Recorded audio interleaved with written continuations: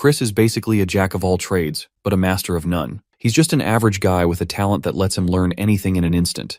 To make a name for himself, he ended up joining the hero's party. With his talent, he played a significant role in the party, handling all sorts of tasks, which earned him the nickname, the Great Extra. But before he could truly blossom and harness his potential, he met a tragic end when the Age of Destruction began. It was during the time when the Demon King of Carnage, who hailed from the Magic Empire, started wreaking havoc in the Dominion of Light, and Hero Evan was not strong enough to stop him. As expected, they failed, and the Dominion of Light eventually fell into the hands of the Demon King of Carnage. Before dying, Hero Evan had one last wish. He wanted Chris to ascend to the role of hero. He wished he could turn back time and make this last wish turn into reality. However, Chris didn't share the same sentiments. After enduring so much hardship in life, this death felt more like mercy, a gateway to freedom from misery. Even if given a second chance, Chris would rather have been born into a rich family. That was his final thought before he perished and regressed back in time. He was reborn into the body of a young master of the Magic Empire, the very empire from which the Demon King of Carnage hailed from. For extra context, the Dominion of Light is the place where humans live, while the Magic Empire is the place where demons live, which are also called fiends. The place he was born into was the Dark Magic Clan, one of the 12 clans that support the Magic Empire, as his eerie name suggests. From what he understands, he had regressed 15 years back in time, 5 years before the beginning of the Age of Destruction. Now Chris is a rich brat, but the owner of the body he now possesses is far from pleasant. He's inhabiting the body of Christian van Baren Kazar. According to Chris's past life memories, Christian inherits the noble Van as his middle name, meaning he's part of a branch family. The House of Count Kazar is a branch family of Barren County, also known as the Dark Magic Clan. Although the Kazar family is just a branch, it still holds a lot of power and influence due to its good standing within the Dark Magic Clan. Their wealth only amplifies their influence. To further emphasize the Kazar family's status, there's not a single fiend within the Magic Empire who doesn't recognize their influence. The Kazar family has 2 potential heirs, but the eldest son, Christian, is a troublemaker who always attracts problems. But the crucial thing to note here is that Christian was eventually murdered by his relatives. This is brutal news for Chris, who has just inherited Christian's body and is now about to die. All Chris ever wanted was to be born as the son of a regular rich family with no unnecessary drama. But beating himself up over his bad luck won't do him any good. So he needs to think hard about what to do to avoid dying. He still has 2 years before Christian dies. It's important to note that he was eliminated within the House of Count Kazar, a family that places great importance on honor. This likely means Christian was an absolute good-for-nothing, and thus murdered by his own family in order to avoid any damage to the family's name. So, Chris hopes that if he becomes a nice person and keeps a low profile, he might dodge that death bullet. Now that the issue of dying has been dealt with, Chris starts thinking about living a comfortable life with all the money he has. But his daydreams soon hit a snag when he remembers the Age of Destruction that will start in the future.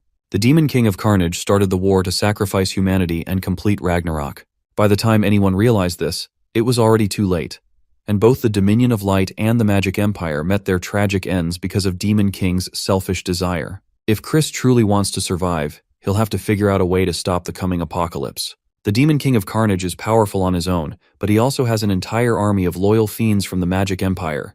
The only way Chris can stop all this madness is to become more powerful than the Demon King of Carnage. The only way to do that is to become the Demon Emperor himself and sit at the pinnacle of the Magic Empire. He has 5 years before the Age of Destruction begins, which is enough time to come up with a plan. If he succeeds, there's no doubt that the entire Magic Empire will belong to him. Later, we see Christian getting scolded by his father for leaving his room, despite being grounded. The head of the house isn't stomaching the fact that Chris dared to show his filthy mug without properly repenting for the embarrassing incident he caused not long ago. Count Kazar gives him one last warning, making it clear that his next act of negligence will be his last, once his head is chopped off his body. The menacing, almost suffocating aura of Count Kazar is so intimidating that Chris is literally shuddering instinctively. Eventually, he sincerely apologizes for all the wrongdoings he has committed until now. Chris is trying to mend his relationship with Count Kazar because he wants to get rid of the bad image everyone holds of Christian. This is the only way he can move forward with his plans. He continues his apologies, hoping to sway the Count's heart. But it looks like a few words of apology aren't cutting it. The Count has no intention of believing his son's words after all the trouble he has caused. Meanwhile, Chris is trying to figure out what in the hell this bastard Christian pulled off to make the Count lose all trust in him. There are so many horror stories Chris has heard about Christian that he isn't even sure which one is the most recent. So, He reminds his father that he lost a portion of his memories a few days ago. Because of that, he doesn't even remember what he did that made his father lose all trust in him. He goes on to say that, in an effort to remember, he reflected on his past actions, only to realize how awful he had been all this time. He completely owns up to the downfall he caused to his father's reputation. But even with all of this, the Count is still unwilling to believe him. After all, he has heard these excuses countless times before. Seeing no other way to convince his father, Chris decides to go extreme. He sincerely requests to be sent into the punishment cave, offering to spend up to a month there to prove that he has truly changed. Here's a quick explanation of the punishment cave. Apparently, it's a place made to imprison high-status fiends. There's no light, and all 5 of the captive's senses are blocked. It only takes a few days before a captive's mind is completely broken, driving them into madness. With that in mind, Count Kazar doubts Chris would even last a few hours, let alone an entire month. Chris has already considered all possibilities, but this is the only way left to earn his father's trust, so he is willing to take on the challenge. Count Kazar, having seen Christian make countless big promises before, is hesitant. Every time it ended in disappointment. But this time, he's willing to play along and give him one last chance. However, he makes one thing abundantly clear. If Chris fails to prove he's a different person after spending an entire month there, he will be banished from the clan. Chris already knows that being banished is basically a death sentence. There are countless enemies Christian has made in his life, and the moment he loses the protection of the clan, they will all come for his life. Still, my guy accepts the challenge. However, if he succeeds, he wants his father to grant him one favor. Count Kazar scoffs at Chris's confidence but agrees nonetheless, so long as he truly changes for the better, though he highly doubts that's even remotely possible. Later, as Chris sits in his lavish room, a fiend arrives to inform him that the punishment cave has been prepared. This guy's name is Cox, a half-vampire and the butler of the house of Count Kazar. Chris acknowledges his words, and after a while he begins making his way there, carrying a luggage bag on his shoulders. As he walks through the corridors, every servant and household member whispers among themselves. They're all convinced this good-for-nothing must be plotting something again. They recall the recent trouble he caused, insulting the young lady of the Poison Magic clan. The mess was so bad that Count Kazar had to personally bow his head and apologize to the Poison Magic clan. Now it makes sense why the Count was so furious and dismissive of Christian earlier. The humiliation must have been so bad that the man probably wanted to die from embarrassment. Some people in the background even start betting that Christian won't last more than 2 days in the punishment cave. But my guy just smirks in confidence because he knows he's about to subvert their expectations. Meanwhile, his little brother watches from the sidelines, keeping a close eye on him. A while later, they finally arrive at the punishment cave. To emphasize just how dangerous and please don't come closer this place is, 2 Death Knights stand as guards at the entrance. They might look intimidating, but there's no one stopping Chris from entering. However, just as he's about to enter, his little brother calls out from behind. Here is a quick introduction to this puny punk. As you already know, he is Christian's biological younger brother and a model student, Christian van Baren Kazar. The rest of the introduction can wait because, out of nowhere, this little guy pulls a fast one on his older brother, stopping the sharp tip of his sword just before Chris's eyes. While our boy doesn't react outwardly, his soul inside him has literally died of a heart attack at the sight of that attack coming. Still, Chris keeps his composure and questions his little brother, asking what he's doing here. It turns out Thurn is just here to remind his older brother how pathetic he is. He warns him that if he tarnishes the family name any further, he might as well be dead. Seeing this feisty little punk, Chris is pretty sure Thurn was the one responsible for Christian's death in his previous life. Chris has actually met Thurn before during the Age of Destruction. He was a fiend famous for curse magic. Anyway, Chris reacts to his little brother with a stern glare. Of course, those intense glares make Thurn shudder, while Chris just keeps his tough guy act and enters the cave, shutting the door behind him. This display of attitude leaves Thurn absolutely enraged, as he's not used to seeing this side of his older brother. Cutting back to Chris, he walks through the dark cave, unable to see or hear anything. There's only the faintest sensation left around his fingertips.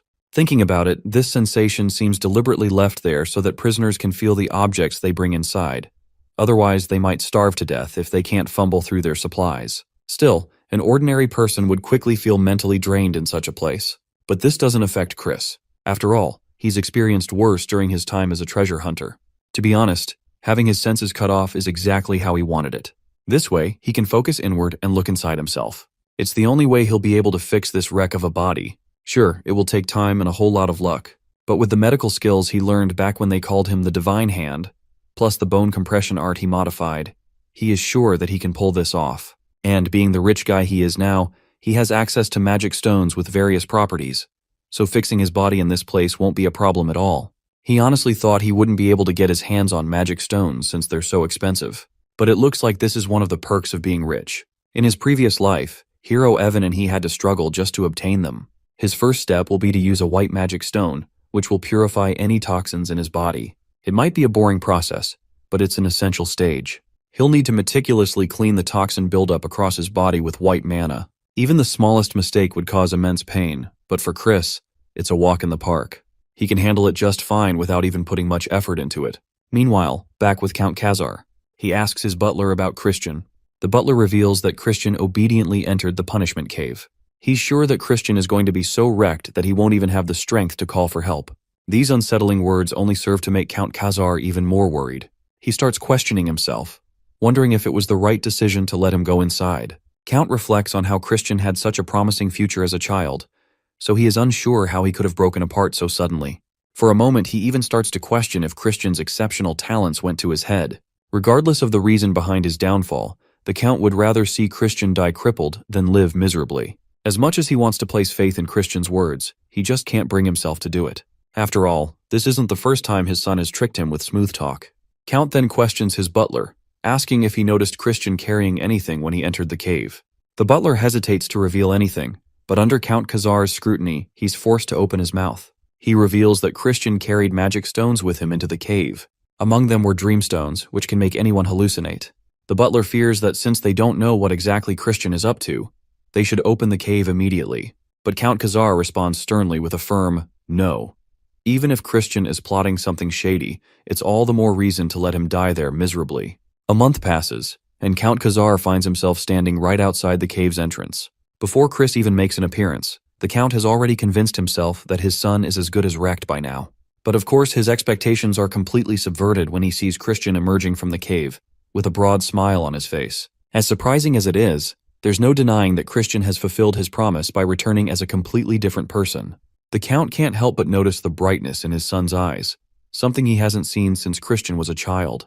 This change might be admirable, but Count Kazar isn't about to loosen up immediately. He's still firm in his belief that this small achievement isn't enough to convince him that his son has truly changed. However, Christian doesn't back down. He makes it clear that he'll keep working even harder if that's what it takes. Christian is certain his father believes he barely endured the cave, but that's far from the truth. In fact, Christian was so busy training that he didn't even have time to get bored. First off, he optimized his body to master swordplay. Thanks to the white mana stone, he never ran out of juice. But the real game changer was the dream stone. The butler had tried to stop him from bringing a narcotic mana stone into the cave, but Christian was glad he had stubbornly brought them anyway. The hallucinations caused by the dream stone drastically reduced the time it took for his metamorphosis. On top of that, he created 2 cores within himself. Christian couldn't help but feel proud of everything he achieved in that deadly cave. He was convinced he was a genius. After all, having 2 cores wasn't something you came across every day. Because of this, he hid his light core inside his darkness core. If anyone discovered this, their reaction would be nothing short of explosive. But his luck didn't stop there. He sensed that someone in the cave was hoping he would break down under the hallucinations, but Christian used that as a catalyst to push himself even further. Back in the present, Christian wants to cash in on the favor his father promised him. He requests permission to use the Black Swamp Knights training grounds. Of course, Count Kazar's face immediately twists with annoyance at such a bold and reckless request. As far as the Count is concerned, a good-for-nothing like Christian has no business being there. After all, the Black Swamp Knights are one of the 3 orders of knights that support the Dark Magic clan, and only the most elite knights are allowed to display their skills there. But Christian stands firm. He's not asking to join their order, just to borrow their training grounds. He believes that watching the bravery of the Black Swamp Knights will have a positive influence on him. After a brief pause, Count Kazar agrees, though he issues a stern warning. Don't disgrace yourself in front of the knights, or it will end with your death. Christian acknowledges the warning, and before his father can leave, he asks for another favor. Later, Christian arrives at the training grounds. As he's minding his business, some knights in the background start murmuring among themselves, recognizing him as the good-for-nothing young master. The knights don't even try to hide the fact that they're bad-mouthing the Count's son, which speaks volumes about the state of the magic empire. Here, strength matters more than social status. There's another reason Christian wanted to come to the Black Swamp Knights training grounds. He apparently wants access to enter the library. His father had told him that he could only enter the library once he obtained Deputy Commander Mellon's letter of recommendation. Only then would Count Kazar grant him the key.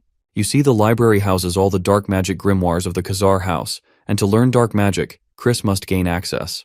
While Chris doesn't object to the condition, he's puzzled as to why it's even necessary since he's an important member of the clan. His father reminds him of the time Christian tried to sell the advanced grimoires on the black market. Even Chris has started to question the kind of life Christian led back then. The title, Good for Nothing, is certainly fitting. Now Chris's top priority is to get the deputy commander's recommendation. Among the knights standing around, Chris's little brother is present too. He doesn't waste a second before throwing a barrage of colorful remarks at his older brother. Of course, Christian finds it a drag that he has to deal with this brat once again. But as he thinks it over, a smile forms on his face. This might actually be a good opportunity for him. Thurn walks up to his older brother, orders him to turn around, and never return. He insists that Christian should not throw away the life he narrowly saved in the punishment cave. But Chris remains as sassy as ever, making the brat shudder once again by revealing that it was their father who gave him permission to enter the training grounds. At that moment, another prominent figure walks into the scene. This woman's glare could cut through steel, and it's clear she can't stomach Christian's presence here. Doesn't matter even if the Count gave him permission. For the record, this intimidating lady is Deputy Commander Melon. Her presence alone fills the air with 4-star dark energy, a clear attempt to scare Chris into running away like a sobbing child. But as we know, this is far from enough to intimidate our boy. The onlookers notice how Christian is completely unshaken by her dark energy, and even she tenses up upon realizing how unhinged he seems in the face of it. Christian greets her calmly and initiates the conversation. He acknowledges the wrongdoings of his past and the lack of trust people have in him, but he's ready to prove that he's qualified to use the training grounds. Christian proposes that he will fight against one of the fiends present here and prove himself by winning. Naturally, Deputy Commander Melon dismisses his suggestion as nothing more than a joke. But Christian isn't here to joke around. In a calm tone, he requests that she refrain from using her dark energy during their interaction. He humbly asks for an unarmed duel, as his capacity for dark energy is currently not what it should be due to his debauched lifestyle. Melon considers his request. Even if this is a duel, she can't afford to let the heir get hurt. So she asks him once again if he truly has what it takes to engage in an unarmed duel. Christian remains confident and states that he would like to choose his opponent, none other than his brat of a little brother, Thurn. This infuriates Thurn, who's absolutely livid at being challenged by his good-for-nothing brother. Even Melon thinks Christian is putting his hands into a lion's maw. She warns him to choose his opponent more wisely, considering Thurn is already at 2-star level. For context, 2-star is a level that few 13-year-olds can ascend to. If you don't have the raw talent for it, it doesn't matter if you're 13 or 23. You won't even scratch the surface of this level, let alone ascend to it. But as we already know, Christian is no pushover either. He firmly declares that he wants to fight someone stronger than him, because this is the only way he can prove himself. Fighting Thurn, he believes, is the optimal choice. However, there's a catch. If Thurn is too scared to fight his own brother, it changes the whole dynamic of the duel. Naturally, Thurn falls for the bait and accepts the duel. Soon, the two face off in the center of the training grounds. The other fiends circle around them, eagerly waiting for Thurn to win and for Christian to taste the bitter sting of defeat. But before the duel begins, Christian wants to know how the winner will be decided. He suggests that they fight until one of them surrenders. Melon, clearly displeased with Christian, proposes instead that they continue until one side is completely incapacitated. This way, she believes Thurn will have the chance to seriously cripple his brother, as he wouldn't have the option to surrender. My guy, however, is more worried about his opponent than himself. He doesn't want to seriously beat his little brother. Of course, these jabs rile Thurn up even further, and he's more enraged than ever, itching to show his older brother what's what. Chris seizes the opportunity and makes his first move by slapping the living shit out of his brother. The slap is humiliating and uncalled for, but the duel has already started, so it's all fair game. Thurn tries to slap back, but Christian easily dodges it by simply ducking backward. If Chris is being honest, this is practically an unfair fight with all the odds stacked against him. As a fiend who hasn't even reached 1 star yet, he stands no chance against someone with dark energy. However, in a barehanded duel, things are a little different. Thurn's clumsy moves give Chris the perfect opportunity to strike back, and Chris delivers a gut-wrenching knee smash right into Thurn's stomach. The reason Chris is prevailing in this barehanded fight is the experience he's accumulated from countless battles in his past life. Moreover, if he only counts the dominion of light powers achieved in the punishment cave, he's already at 3-star level. So basically, his brat of a brother doesn't stand a chance. Thurn is looking worse for wear after taking such a beating, and even the onlookers are in absolute awe.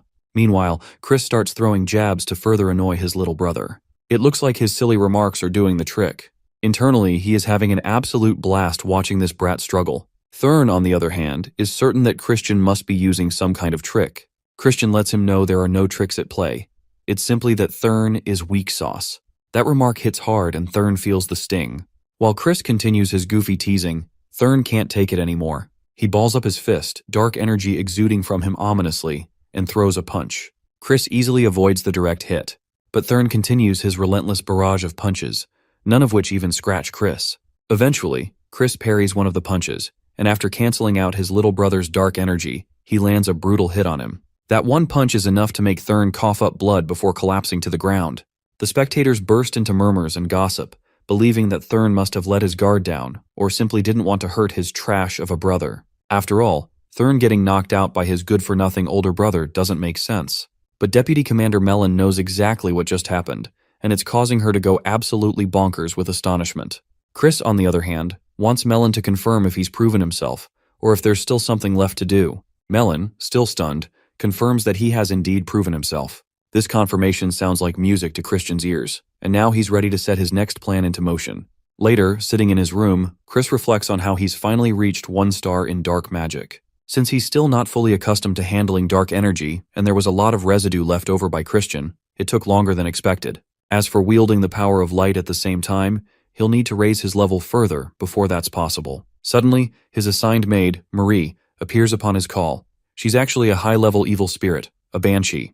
Chris can't help but feel a little spooked to see that they're using a spirit as his maid. He's so creeped out that he even thinks about requesting the Count to replace her. Anyhow, he orders her to fetch some juice, planning to drink it before he starts his training.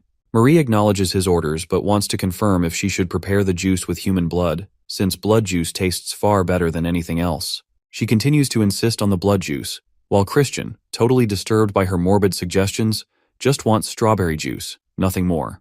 A while later, as Christian is about to leave to train, the butler calls out to him from behind, suggesting he reconsider going. The butler expresses concern that Christian has been pushing himself too hard lately. He is clearly proud and pleased to see how diligent and sincere the young master has been, even if everyone else deemed him good for nothing. He's always believed in Christian. Christian, however, can see through this bastard's hypocrisy. He shoots the butler a deadly glare, not wanting any validation from a lowly servant. The poor butler quickly apologizes as he didn't mean to overstep his boundaries. With those words, the poor guy leaves, not before wishing Christian a good training session. Chris, however, feels something suspicious about this guy, but he can't quite place his finger on what's wrong. Later, as Chris walks through the grounds, he notices how the behavior and the look in the eyes of the people around him have become softer and more docile towards him. He sees this as a great opportunity to win them over, little by little. After all, when the iron is hot, why not strike? After putting his bag down, he begins swinging his sword. A fiend takes notice of this and promptly goes to Deputy Commander Mellon to report it. He reports that young Master Christian has shown up at the training grounds again today. Hearing this, Deputy Commander Mellon grows serious, her curiosity piqued by Christian's actions. She can't ignore how impressive his movements were during his duel with Thurn. Refined and precise. She's eager to find out what Christian is really plotting. What has her on the edge of her seat is the fact that Christian was able to dispel his brother's dark energy at the perfect moment. This revelation explains how he had control of the battle from the very start. If that's the case, he might even have the talent to surpass Lord Eshid de Baron, who is the direct heir of the main family. But then again, Christian is just a bastard who's already lost his dark energy due to his debauched lifestyle. There's no way he can close the enormous power gap between himself and Lord Eshid de Baron. Mellon steps outside, pretending she's unaware of Christian's presence. When she actually steps out, she notices that Christian has dropped his opponent, Cannon. The onlookers are in awe that he defeated one of their own who is a 1-star fiend. It's unfathomable that this bastard has reached 1 star. Even Mellon can't help but stare in awe. Christian, on the other hand, feels disappointed by how weak these highly regarded Black Swamp Knights are. No one seems to pose a real challenge to him. He wonders if anyone here has what it takes to be a true fighter. Naturally, the fiends who hear Christian's jab grow visibly agitated, seeing how he's throwing shade at their ranks. One of the big fiends, named Torin, steps forward to challenge Christian. Seeing this, Chris merely gestures for the big bastard to come forward. He's absolutely thrilled that these clowns are falling right into his traps. Torin, eager for the fight, swings his sword, and they engage in a fierce back and forth. As they exchange blows, Chris reflects on how he never expected them to obediently teach him their knight's secret techniques. He's taking notes on every movement his opponent makes, mapping out the techniques in his mind.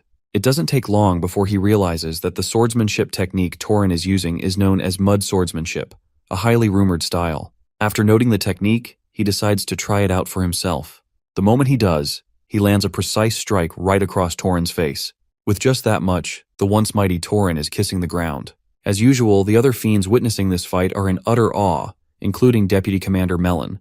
She now fully realizes that Christian's previous victory against Thurn was no fluke.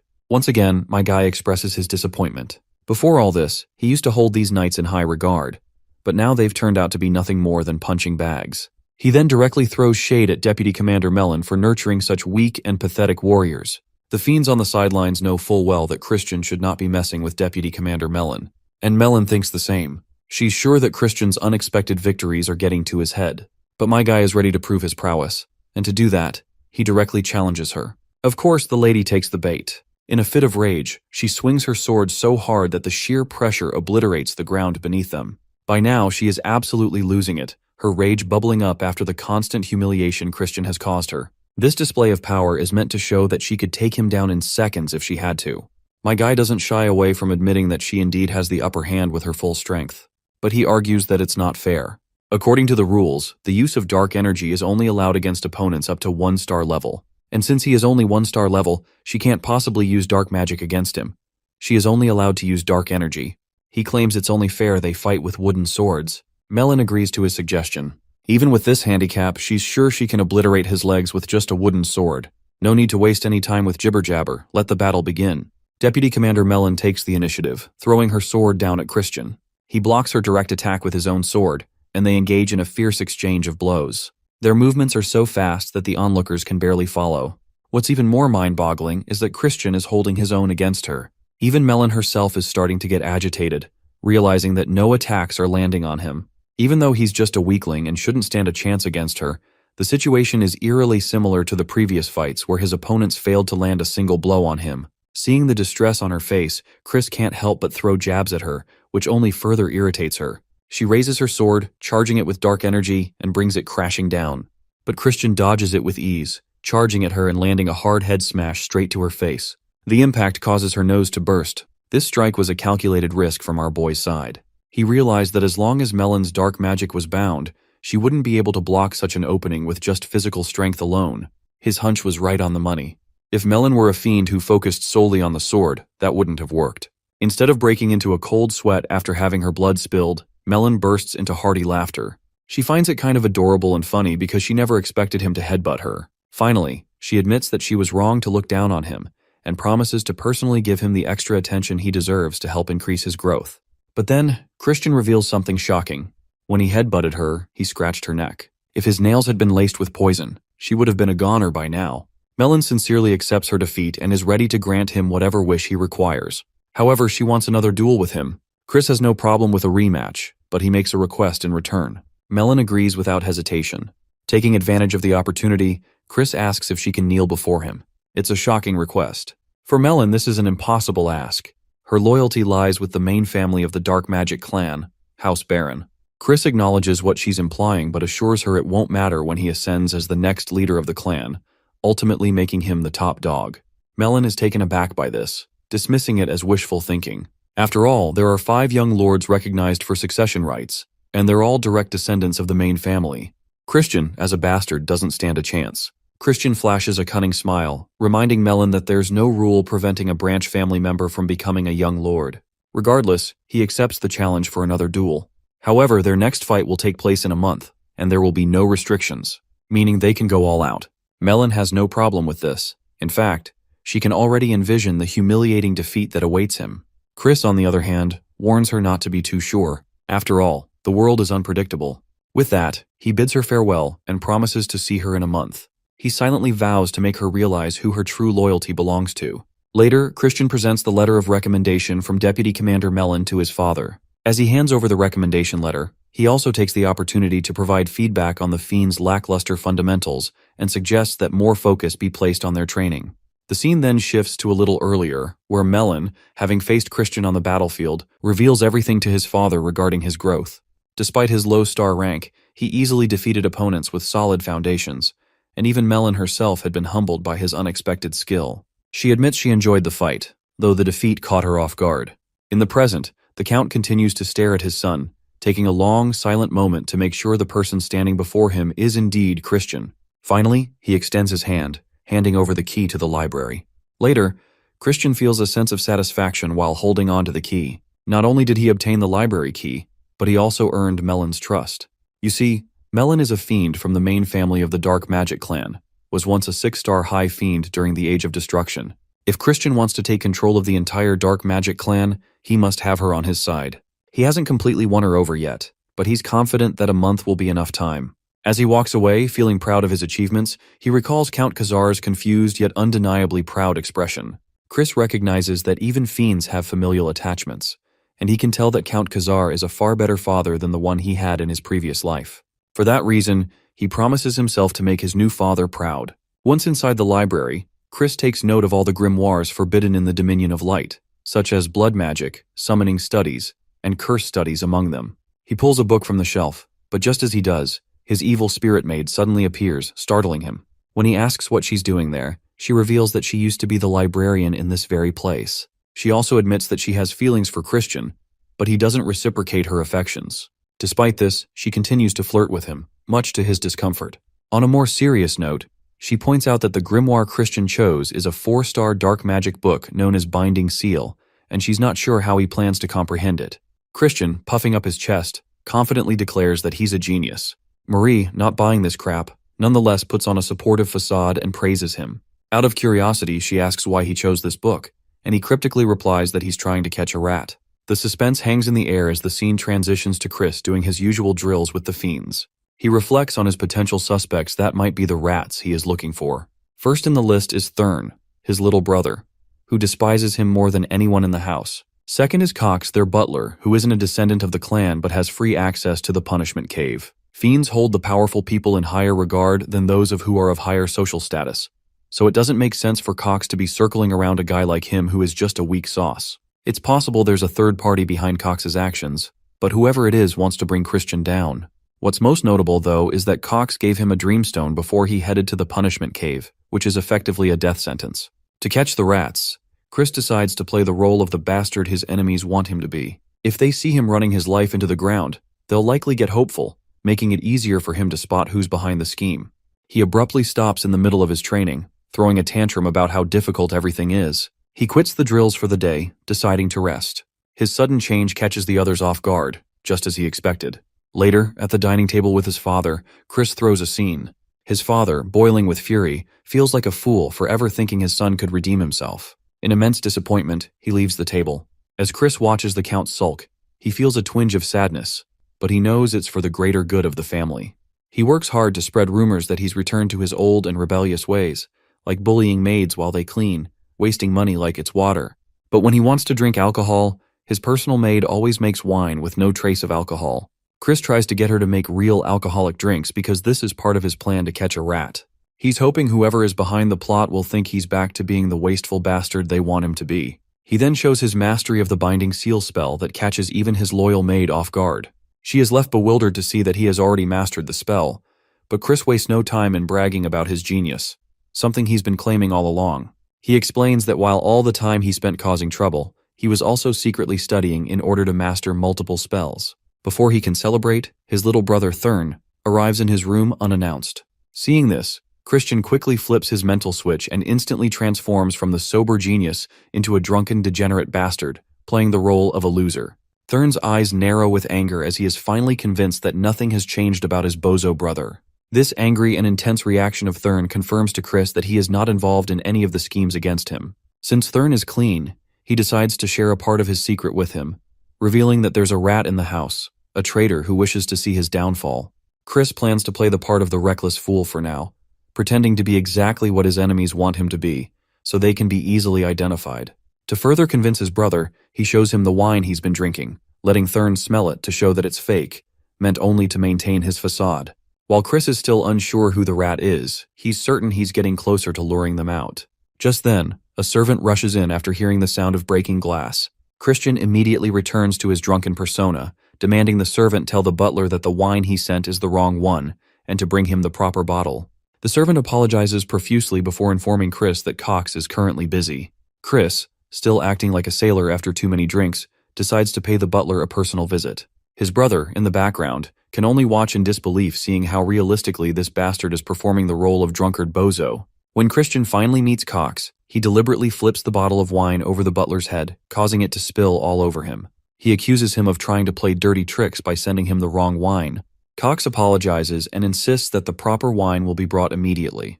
Chris, however, insists that he fetch it himself. Cox tries to remain calm while explaining that he's dealing with something more pressing and suggests the wine can be delivered later. But Christian continues to push, trying to get a rise out of Cox. Eventually, Cox leaves to retrieve the wine. Chris is astounded by this bastard's patience. Though Cox can mask his emotions, Chris can feel the hostility radiating from him. Once Chris is alone, he begins to go through the documents the butler had been preparing. As he scans the papers, a broad smile spreads across his face when he notices that Butler had been doing embezzlement of funds. If Cox is truly a rat, it's natural that he has tampered with the finances, but there's no clear evidence yet to confirm that he is indeed the rat. Soon enough, Cox returns with the correct wine. Christian, still playing his role, accepts the bottle and wonders if the butler is angry with him for his impudent behavior. The butler, however, appears to be grateful for the opportunity to serve his young master. Before he leaves, Cox relays a message that there are Christian's friends who want to meet him at their usual hideout. Of course, Chris has no idea who these friends actually are. Cox warns him to avoid them, claiming they are trouble. But this only intrigues Chris more, inciting him to meet these mysterious individuals. At the hideout, we are greeted by a lavish spread of food. As Chris sits there, his attention is immediately drawn to the terrified maid serving drinks. He can't help but comment on how these pigs have made the poor girl pour drinks for their fat asses. As she serves him a glass, he notices something off about it. Without hesitation, he throws the wine in the face of the fatty sitting at the table. He does not beat around the bush before accusing them of spiking his drink with something shady. Before things can escalate further, he uses dark magic to knock the maid unconscious, not wanting to traumatize her with the scene that is about to unfold. The group is stunned to see him use dark magic, surprised that Christian has already learned such powerful techniques. But before they can react, my guy slams both of the culprits onto the table, causing blood to splatter. The fatty demands to know why he was attacked. Chris, in response, pulls out a dagger, because he won't tolerate any pretenses from them. After some interrogation, the skinny man finally confesses that they were only following orders from someone who had blackmailed them with drugs he and his friend smuggled. They had been ordered to frame Christian for a murder they intended to commit on the maid. Chris presses them for the identity of the mastermind. The skinny guy hesitates, but in order to make him speak, my guy lets this bastard know who is calling the shots here. Reluctantly, the skinny bastard reveals the truth. Cox is the one behind the plot. With everything exposed, the both guys beg for their lives, promising to do whatever Christian commands. Christian, after a brief moment of contemplation, agrees to spare them on the condition that they follow his orders without question. Just in case, he makes them promise this twice, and once they promise, he uses his binding spell over them. The next day, Cox rushes to Count Kazar to report that Christian has committed murder. He claims that Christian, drunk, killed the servant girl who had been serving his drinks and dumped her body into the river. Hearing this, the Count immediately orders that Christian be brought before the Fiend Court to answer for his actions. At the court, Christian immediately pleads his innocence. The Count, however, is not convinced and insists that the testimonies of witnesses will prove his guilt.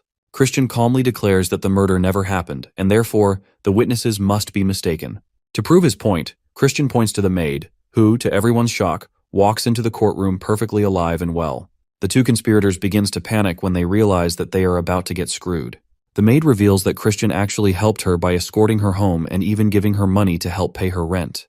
As far as she's concerned, it was the two men standing there who tried to kill her. The court erupts in shock, and the two culprits are exposed for their treachery. To hammer the final nail in the coffin, my guy uses his magic mojo and makes his two friends talk like the parrots they are under his command.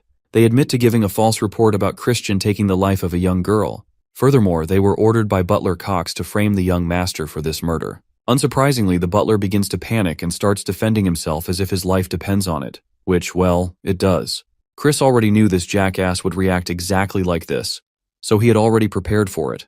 He addresses his father and requests to borrow his authority for a while because he has a direct question he wants to ask Butler Cox.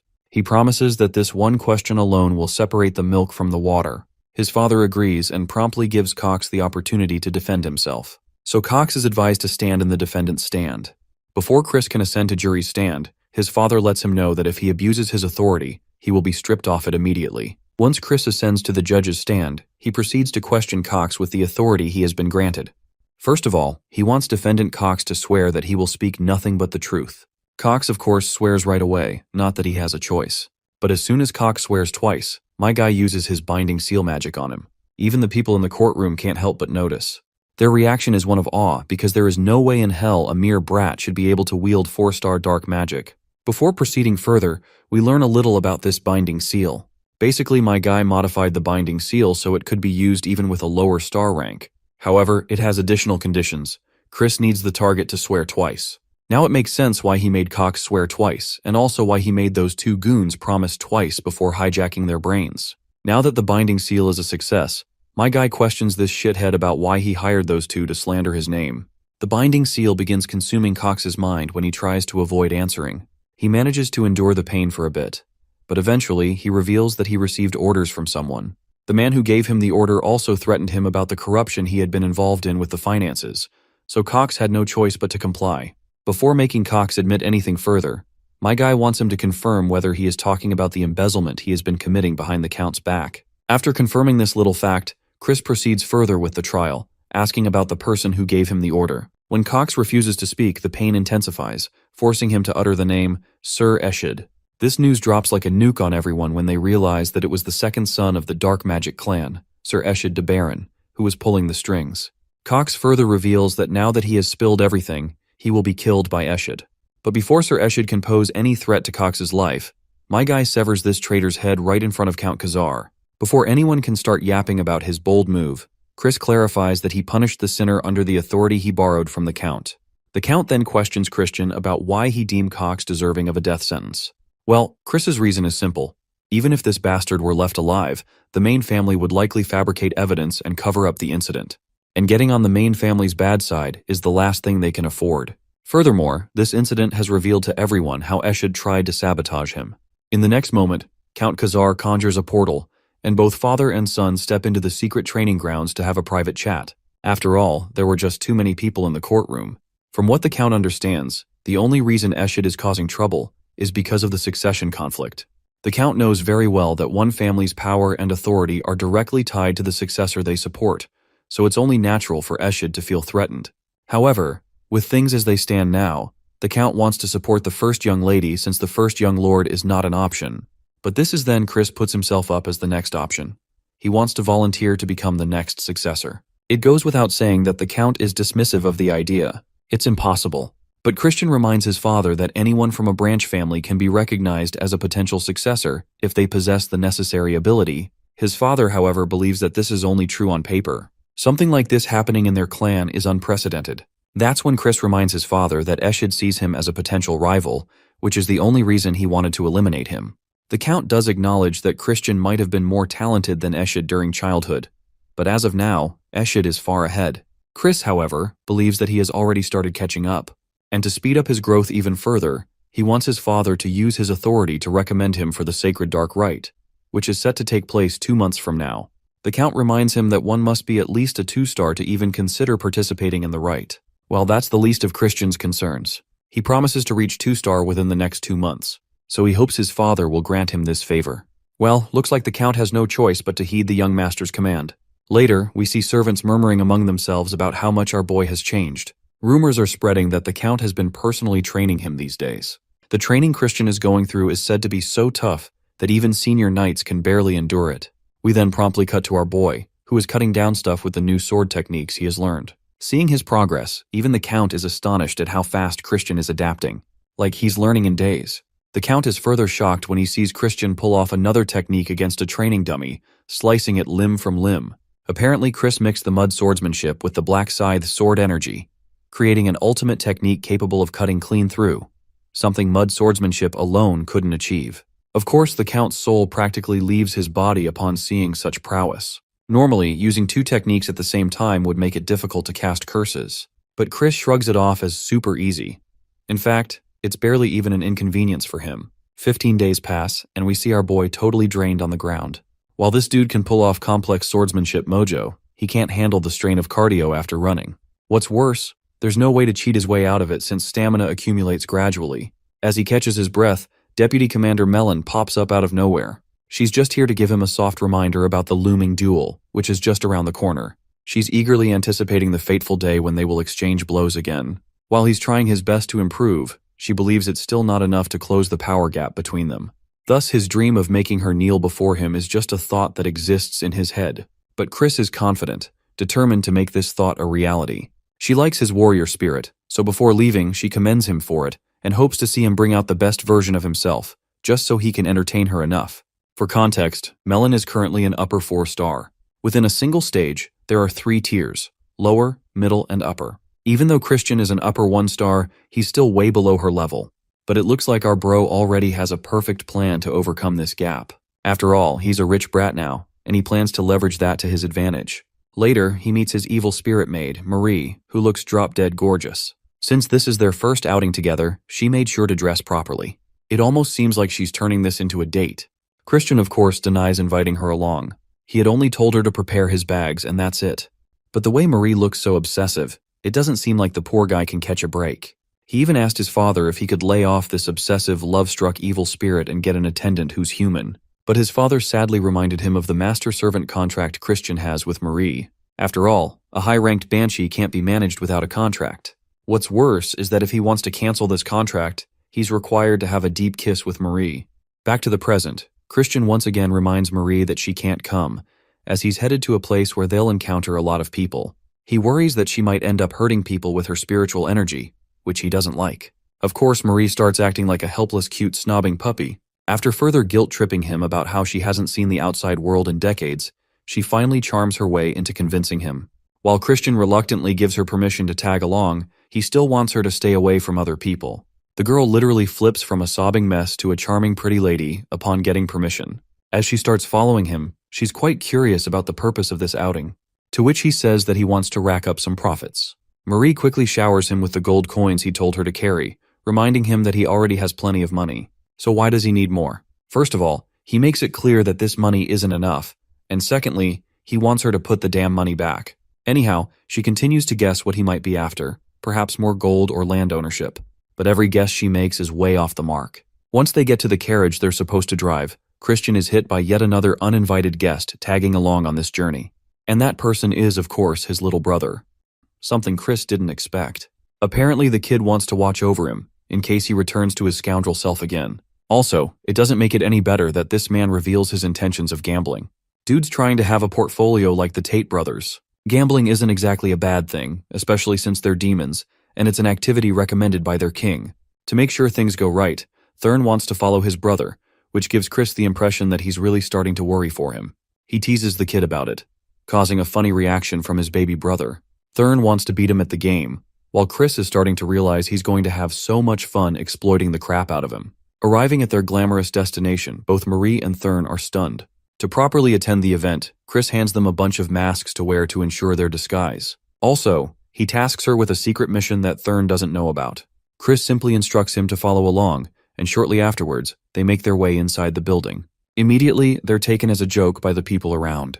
They were like fresh bait to line up their pockets after all.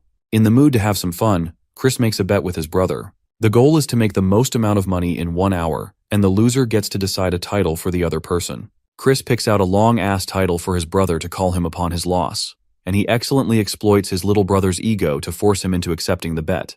The little brother goes on ahead with a fiery resolve. As for Chris, in his first game he wins rather easily, but he knows the dark secrets of the gambling den. The house is smart. It goads your ego by slowly handing you small wins at the start, and shortly after, pull the rug under you the second their target places a giant bet. Though he knew about their dark secrets, the same wasn't true for his brother. He kept losing because he was caught in their trap. What's worse, Chris was pissing him off in an effort to make him lose even more. As they're arguing about how much money they lost, Chris notices that the con men have already placed their eyes on his brother being a loser. He senses that they'll soon try to exploit the kid. Annoyed, Thurn goes on to gamble some more, even against Chris's warnings. But deep down, this is what he wants. Some time passes and Thurn ends up losing some more. In that duration, Marie, who had turned invisible, already located all of the con men working against them. Meanwhile, poor Thurn loses a staggering 10,000 amount. After the gambling session, Chris goes on to meet a certain merchant. The servants are shocked by his sudden arrival, and he wastes no time by ordering them to call over their master. Grantle of the Merchant Guild happily assists the young lord. He's renowned as the shrewd merchant, but the truth is, he's actually the owner of the gambling den they visited. Chris requests a private chat with the bastard, accusing him of scamming his baby brother with his con men. In his defense, the merchant explains that he has no control over the actions of his men as he only owns the gambling hall. But Marie instills the literal fear of death in this man as he kneels down apologizing for what he did. He pleads for mercy and is willing to offer compensation for the troubles caused. The conversation is right where Chris wanted it to be, as he demands 1,000,000 rupees for the damages. Even the merchant is shocked by his demand and shares that they don't have that kind of money around. So this guy drops the ball and goes all the way down to 200,000 rupees instead. Thankfully, the merchant can afford that, even though it would cost them a lot. Finally, Chris has one last request. The scene jumps to the aftermath of what Chris bought with the amount. He got a lot of combat equipment and even received the Holy Sword Grenade as a bonus artifact. This weapon is truly special, as it was made by the sacrifice of the hero's soul. The weapon remained in use even after the hero's corrupted state, and it was once highly revered by the demons. But in its current state, it is abandoned and gathering dust. Chris has a plan for it eventually. Aside from that, he hands Marie a beautiful pendant that she was eyeing on as a gift, clarifying that this doesn't mean anything else. Marie is stunned, because it's the first time after her death that she received a gift like this. It's truly special to her. Satisfied with his decision, Chris decides that it's time for them to go home. Marie responds with the happiest smile and offers him even more blood juice from now on. Which sounds weird until she reveals that the strawberry juice he's been drinking with glee already contained some of it. Bro is hoping to God that it's just some twisted joke from her end. Also, Chris realizes that he's actually forgetting about something, or rather someone. It's actually Thurn, who was robbed to death until he only had 1 rupee left to his name. Thurn roars at his brother for basically sleeping his ass off and abandoning him. Because this dude nearly got himself sold off as a slave, if not for the fact that someone recognized him. The sleepyhead reminds Thurn that he should be referring to him by a different name. After all, the kid lost a bet after all, so now he has to bear the consequences. A look of horror looms over Thurn's soul as he realizes he has to permanently address his shithead of a sibling by Honorable King Emperor Majesty Big Brother now. He tries voicing the name out loud. The poor guy eats up all the embarrassment while Chris enjoys torturing him. He reminds him to address him with proper respect from now on. Thurn turns to leave, vowing to turn the tables and make him regret this one day, but I doubt that day will ever come. Meanwhile, the playful Chris realizes that his inevitable death will come at the hands of this young boy, and he knows the scumbag Eshid is involved for such an outcome. As the son of Langham, the acting patriarch of his dark magic clan, Eshid is boasted as the top heir of the family. And even though Chris isn't exactly Christian but merely inhabiting his body, if he were to become the heir, it's inevitable for him to ultimately cross paths with Eshid. Knowing what happens to him in the future, he is hell-bent on declaring his revenge against Eshid. But for now, he needs the full support of Melon to worry about. The holy blade known as the Grenade has met many challenges throughout its lifetime, and yet, the only reason no one touches it anymore is because not a single man was able to conquer the blade. Our boy is curious how he stacks up on that list, and grasps it tightly, when all of a sudden issues him a small shock. Which means the sword doesn't take a liking to his dark magic powers, which is to be expected considering it is the representation of the light. However, Bro is ready to bend the rules on this one, and believes deciphering the pattern of its magic power should do the trick for him. Then he begins hammering the shit out of the blade, knowing that it's doing something. Showing his conviction, Chris declares that he's got all the time in the world to beat the ever-living shit out of the weapon until it gives up and finally obeys him. The fucking hilarious part about all of this is that even the weapon is shivering hearing him declare that. A few days passed, and Chris turned up at the training grounds to meet his father. To his shock, he sees a familiar woman before his eyes, until the realization reaches him. This woman is none other than the commander of the Black Shadow Knights, a beautiful and stern lady called Marion. She's got a long history behind her, as she's the daughter of the Elder Clan's head, and the master of the Dark Magic Clan, as well as serving as the older sister to his father and Langham. Marion protects the Elder Clan head and also takes care of any secret missions within the clan. In other words, he was seeing the baddest bitch alive among the elites of the Dark Magic Clan, though that only struck his curiosity on what she was doing here. Count Kazar tells his son about Marion's purpose. Apparently she wants to resolve the matter regarding Cox, and finds it problematic that Chris committed a hasty decision on ending the man's life. Realizing that she might be serving as an ally to Eshid, Chris thinks that he's in trouble. He teasingly remarks that it's interesting for an important figure such as herself to tend to a rather insignificant matter. Addressing the child's boldness, the woman clarifies that it's not she's here for Cox on behalf of her superior, but instead, she's here for Chris. Hearing that, Chris quickly realizes that he may have gotten the golden ticket to finally win the Elder Clan head over. However, Marion is of a different opinion, and thinks that it's arrogant of the boy to challenge someone like Melon while boasting the strength of a mere 2-star warrior. She even suggests calling off the match, but our boy isn't ready to throw in the towel. He reveals his control over Grenade, shocking the woman greatly, Marion wasn't expecting him to be this much of a troublemaker, and even hollers at her brother for saying untrue things about his son. After all, Chris was planning to use a holy sword in the upcoming match.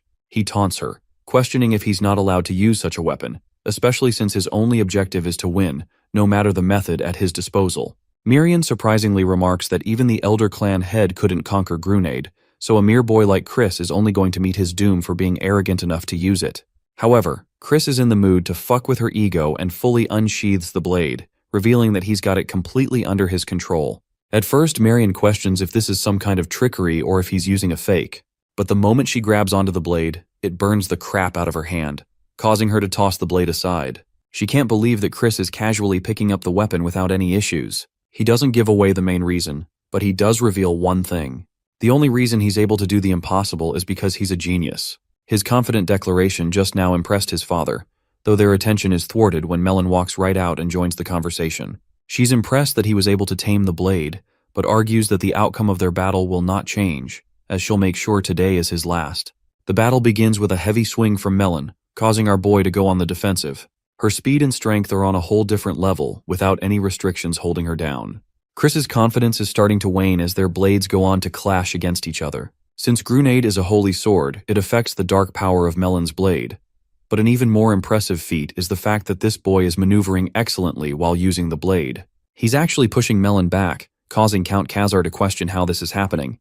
The observant Marion breaks down the process of his attacks. Chris is adjusting the demon's energy every second so that he doesn't suffer the backlash from the holy sword. Breaking off from the confrontation, Melon inquires if her opponent was trying to predict her movements just now. Chris playfully shares that he's got a good eye. Now he knows that swordsmanship requires an initial stance to conduct a full attack. For example, a downward strike requires raising one's arm, and your shoulders give off the movement. This detail didn't change whether you were a professional fighter or a beginner. Melon decides to put out all the stops and shocks him with a different approach. She uses some kind of binding spell that catches Chris. Though he was capitalizing on her swordsmanship, Melon reminds him that she's also a mage on top. However, even this doesn't affect him much, as Chris effortlessly dispelled her attack using a purification artifact. Bro has to thank his dad for his artifact, even though Count Kazar doesn't even recall giving it to him. Chris reveals that he's quite the excellent thief, so it's okay. Apart from that, he believes one's equipment is also a testament to their skill. Saying so, he tosses some kind of sphere that explodes up in the air. Melon was distracted when the real orb came from just ahead of her, exploding viciously and wrapping her in the destruction. Chris remembers purchasing this artifact as well, but he knows this much isn't enough to beat his opponent.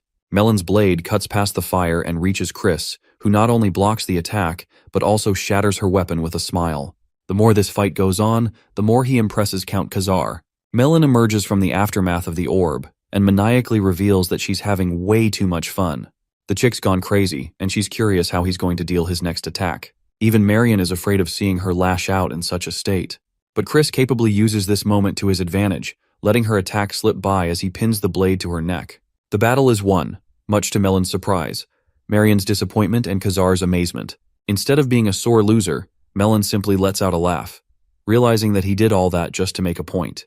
And now, he wants the reward for the proposal he made. Though he's also fine with respecting her wishes if she doesn't want to serve him. Melon questions if she can have more exciting duels if she chooses to stick by his side. Chris promises that they'll have tons of battles, and officially makes her his own ally. After the fight, we get to see Marion's perspective, who hasn't forgotten his meticulous control over the dark energy. She vividly remembers her master being unable to withstand Grunade for more than a few moments. To control the holy sword, one would have to constantly alter the waves of dark magic, bypassing its rejection effect. But in practice or real combat, that's a really tough call. Even the clan head only thought the demon of Gehenna, or perhaps the demonic dragon, could achieve such a feat. Or maybe some talented fool who could easily manipulate the course of dark energy without trouble. In this case, Chris is that person. Having seen what happened in his fight, Marion amuses the possibility of her father's wish finally coming to existence. In the next scene, we get to see the intimidating orc chef skillfully making a strawberry cake before Chris's eyes. His skills are no joke, and the chef is curious what brings the young master here today of all places. Apparently, Chris wants to make some cookies so that he can give them to someone. His annoying freaky-ass maid is jealous he might be looking for a girlfriend. But Chris waves away any thoughts, and even though the chef offers to make cookies for him, this time he wants to handle the process on his own. As he's saying all that, Bro gets hit with a damn splash of strawberry mush. The orcs are viciously beating the crap out of strawberries. to the point Chris is questioning if this is real blood. Moving forward, we get to see Chris coming to see off his great-aunt Marion. He knew she was about to leave and wanted to say goodbye, a gesture she appreciates. Even more, he hands her a gift-wrapped present. They're delicious cookies he made with love, much to her delight. Marion really enjoys the gift, and Count Kazar suddenly realizes why his son asked him about her favorite snack. Turns out he's a master manipulator with the smallest of details. Marion is even more stunned to hear that the kid personally baked these for her. Upon taking a bite, she's instantly swooned by the taste. Chris wanted to hear those words, glad to hear that. Of course, his aunt wants to return him a gift for his gesture, so she lets him ask for anything. This was the moment he was waiting for. Chris deepens his tactic by requesting her to be his true aunt from now on, even though they're already blood-related. Marion wonders if there's a deeper meaning behind the boy's words, and recalls that he's going to participate in the dark rite ritual. She realizes that he wants her support in the upcoming succession conflict. Unfortunately, she can't lend him a favor like that. The thing is, the representatives of the main family must be unbiased in the outcome. That is their one and only rule. Chris argues that he wasn't really looking for something like that. All he cares about is having a closer relationship with his aunt. Marion can't believe that this kid has no ulterior motives behind his words. He puts on an Oscar-level acting performance with his adorable face, pleading with her to help him out. Marion likes his forwardness, and knowing that he baked delicious cookies for her, she's taken a liking to him. She requests more cookies from his side on her next visit, and seeing their relationship blossom like this, Count Kazar wipes a tear off his eyes. Chris is out here really trying his hardest, telling his aunt he's gonna fuck up the taste if she doesn't assist him when needed. Marion smiles, addressing the boy and finally offering him a chance to join the Black Shadow Knights. She's already accounted for his skills for his battle against Melon, and there's a great potential resting inside of him, even greater than the Elder Clan head. But before he's able to bring out that potential, his rivals will pose him a lot of trouble. Marion is worried about that dark future, while Chris reveals that he's okay with dying as long as he's able to conquer the obstacles in his path. Despite her invitation, Chris is confident in his victory and assures her he'll win. This kind of confidence is almost detrimental from her perspective, but she knows that he's an exception and might be telling the truth. That's why she can't stop him. Marion mounts her horse and offers the boy a final piece of advice, strongly warning him against the first young lady. Julianne appears to be the gentlest of them all, but Marion deems her a greater threat than even Eshid, and claims that he'll understand why soon enough. Chris appreciates her advice and bids her farewell. The scene ends with Marion gaining a positive view of her nephew as she returns the farewell. Back in his room, Chris is in a state of contemplation. Marion and his father were both competent 6-star level warriors, but he's yet to hear much about their contribution during the Great War or what role they served. The Magic Empire boasted many combatants, and he guessed that the number would at least be enough to give the forces of light serious trouble. However, he isn't looking for a repeat of his past. For now, he is compelled by the desire to become even stronger. In the next scene, he shares a meeting with his father, who called his boy for a talk. But to his utter shock, he couldn't believe that Chris had already reached 2-star level. The kid has grown to that level in a month's time. Chris is acting casual, reminding his father that he's built differently. Returning to the topic at hand, he wonders what's up. Count Kazar reveals that the main house has contacted them, and that he told them about the participation of both Thurn and Chris for the sacred dark ritual.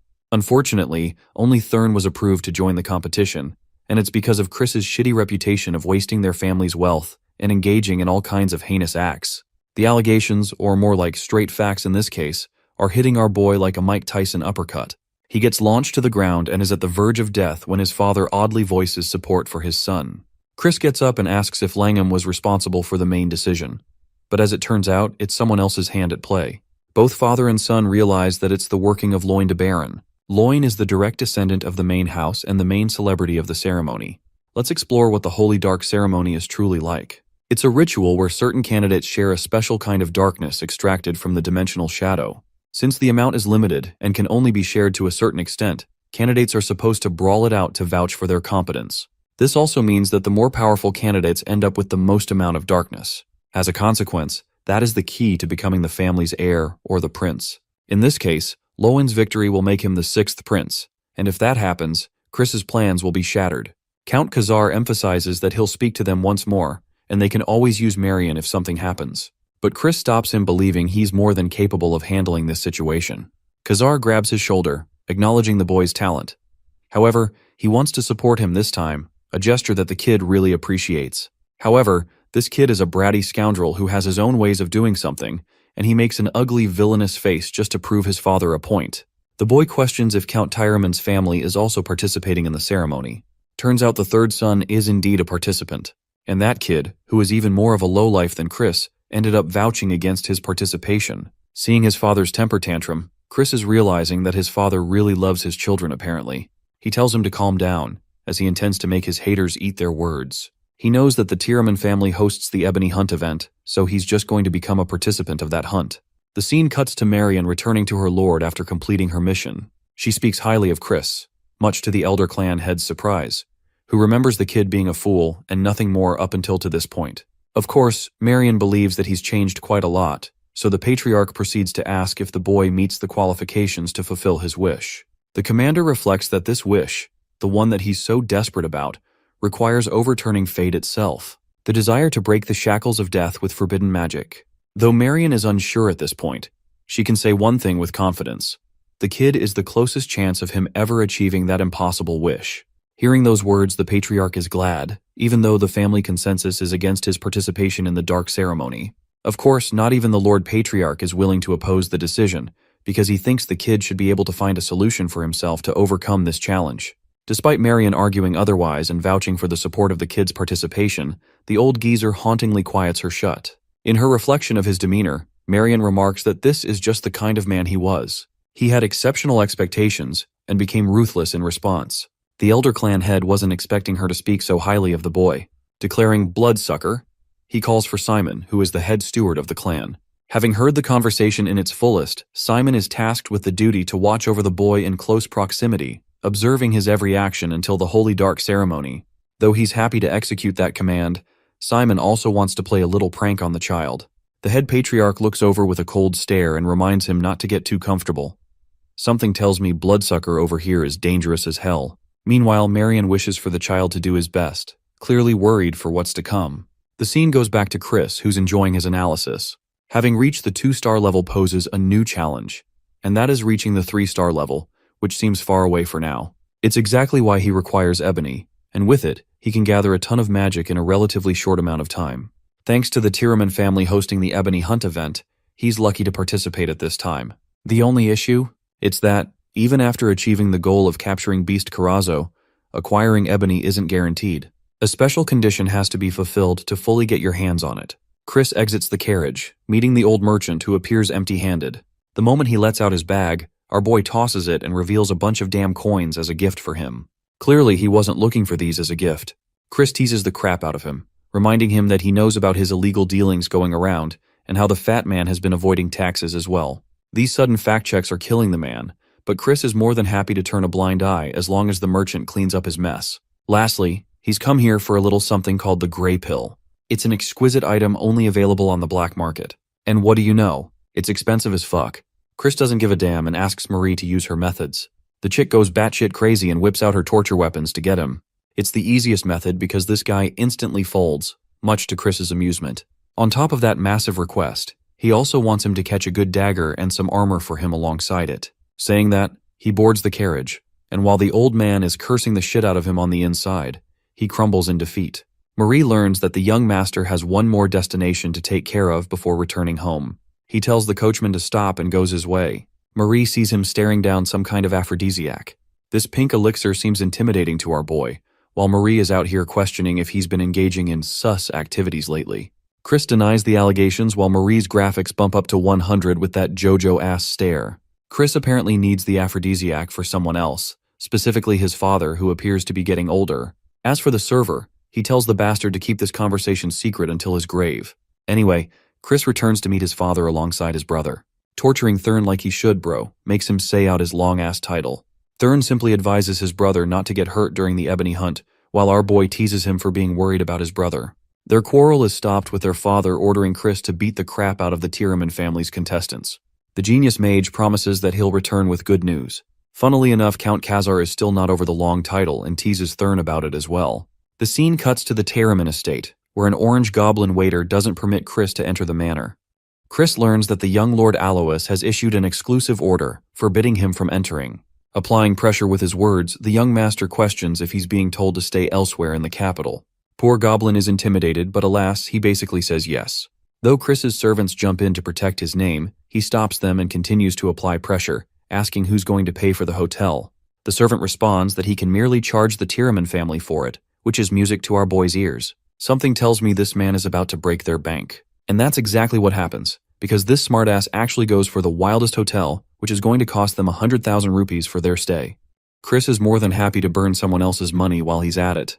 While they're discussing what to do next, the trunk opens with Marie popping out like a terrible surprise. Chris wasn't expecting this outcome and wonders what the hell's wrong with her. She ended up hiding in his luggage as his most loyal maid.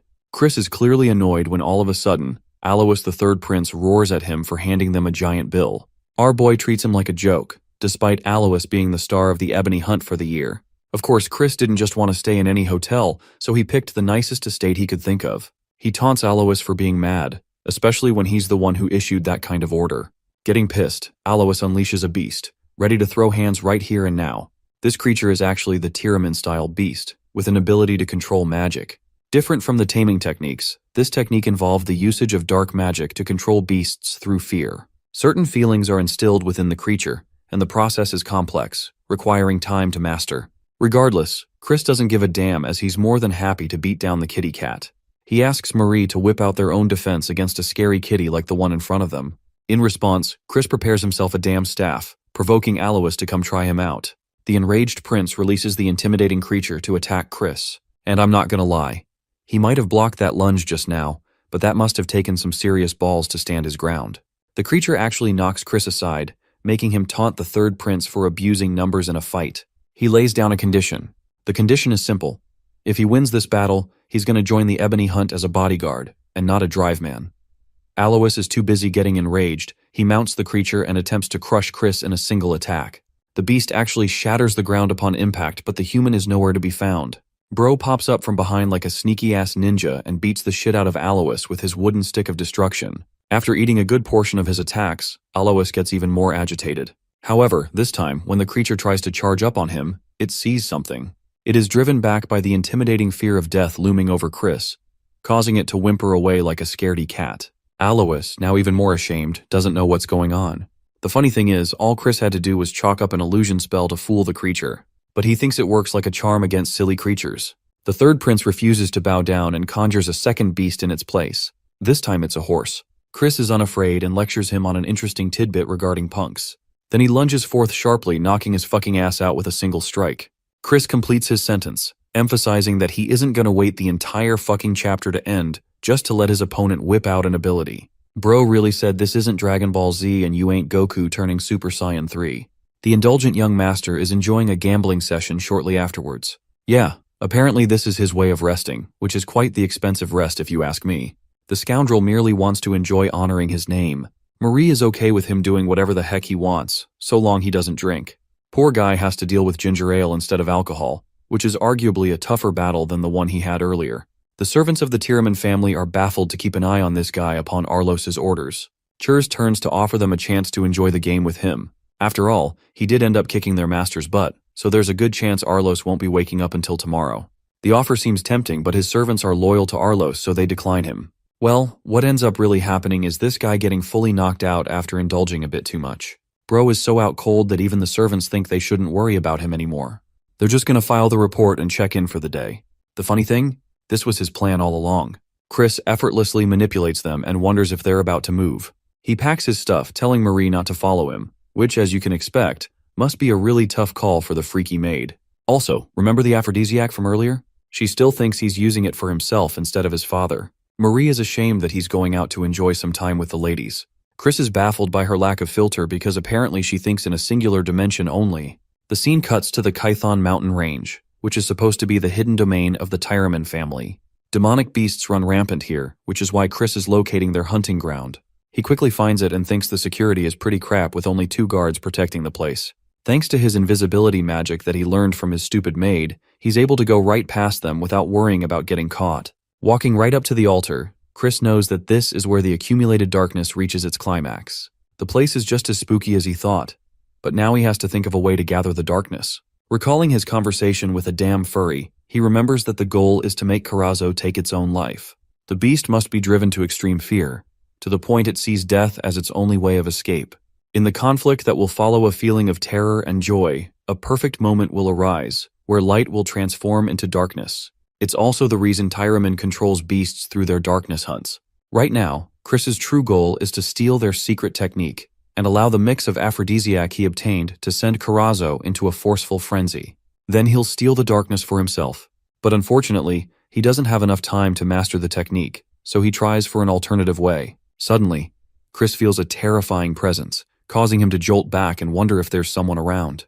But surprisingly, no one is there. He is drawn to an empty cave, which upon entering, he feels an incredible force of malice greeting him. This ominous place has a high-level dark magic barrier cast all over it. To his shock, what he is witnessing before his eyes is the Rift of Gehenna. Gehenna is actually the domain of the demons and fiends, and it is all kinds of scary. It's the one place connecting to the human realm, which leads to an interesting idea. Chris could actually force Karazo to this place using his perfect aphrodisiac serving as the bait. Convinced of this method, he thinks he's got what it takes to fulfill the hunt. But as he's turning around to leave, the bloodsucker pops out of the blue, impressed and intrigued by the young master's actions so far. He was there to witness Chris's fight against Arlos and his impressive manipulation against his servants. Now the child was about to unfold an elaborate scheme too. It excited the Grand Steward to play with him. Thinking of a plan, Simon reaches out to grasp the Rift of Gehenna, which ends up leaking blood as a consequence.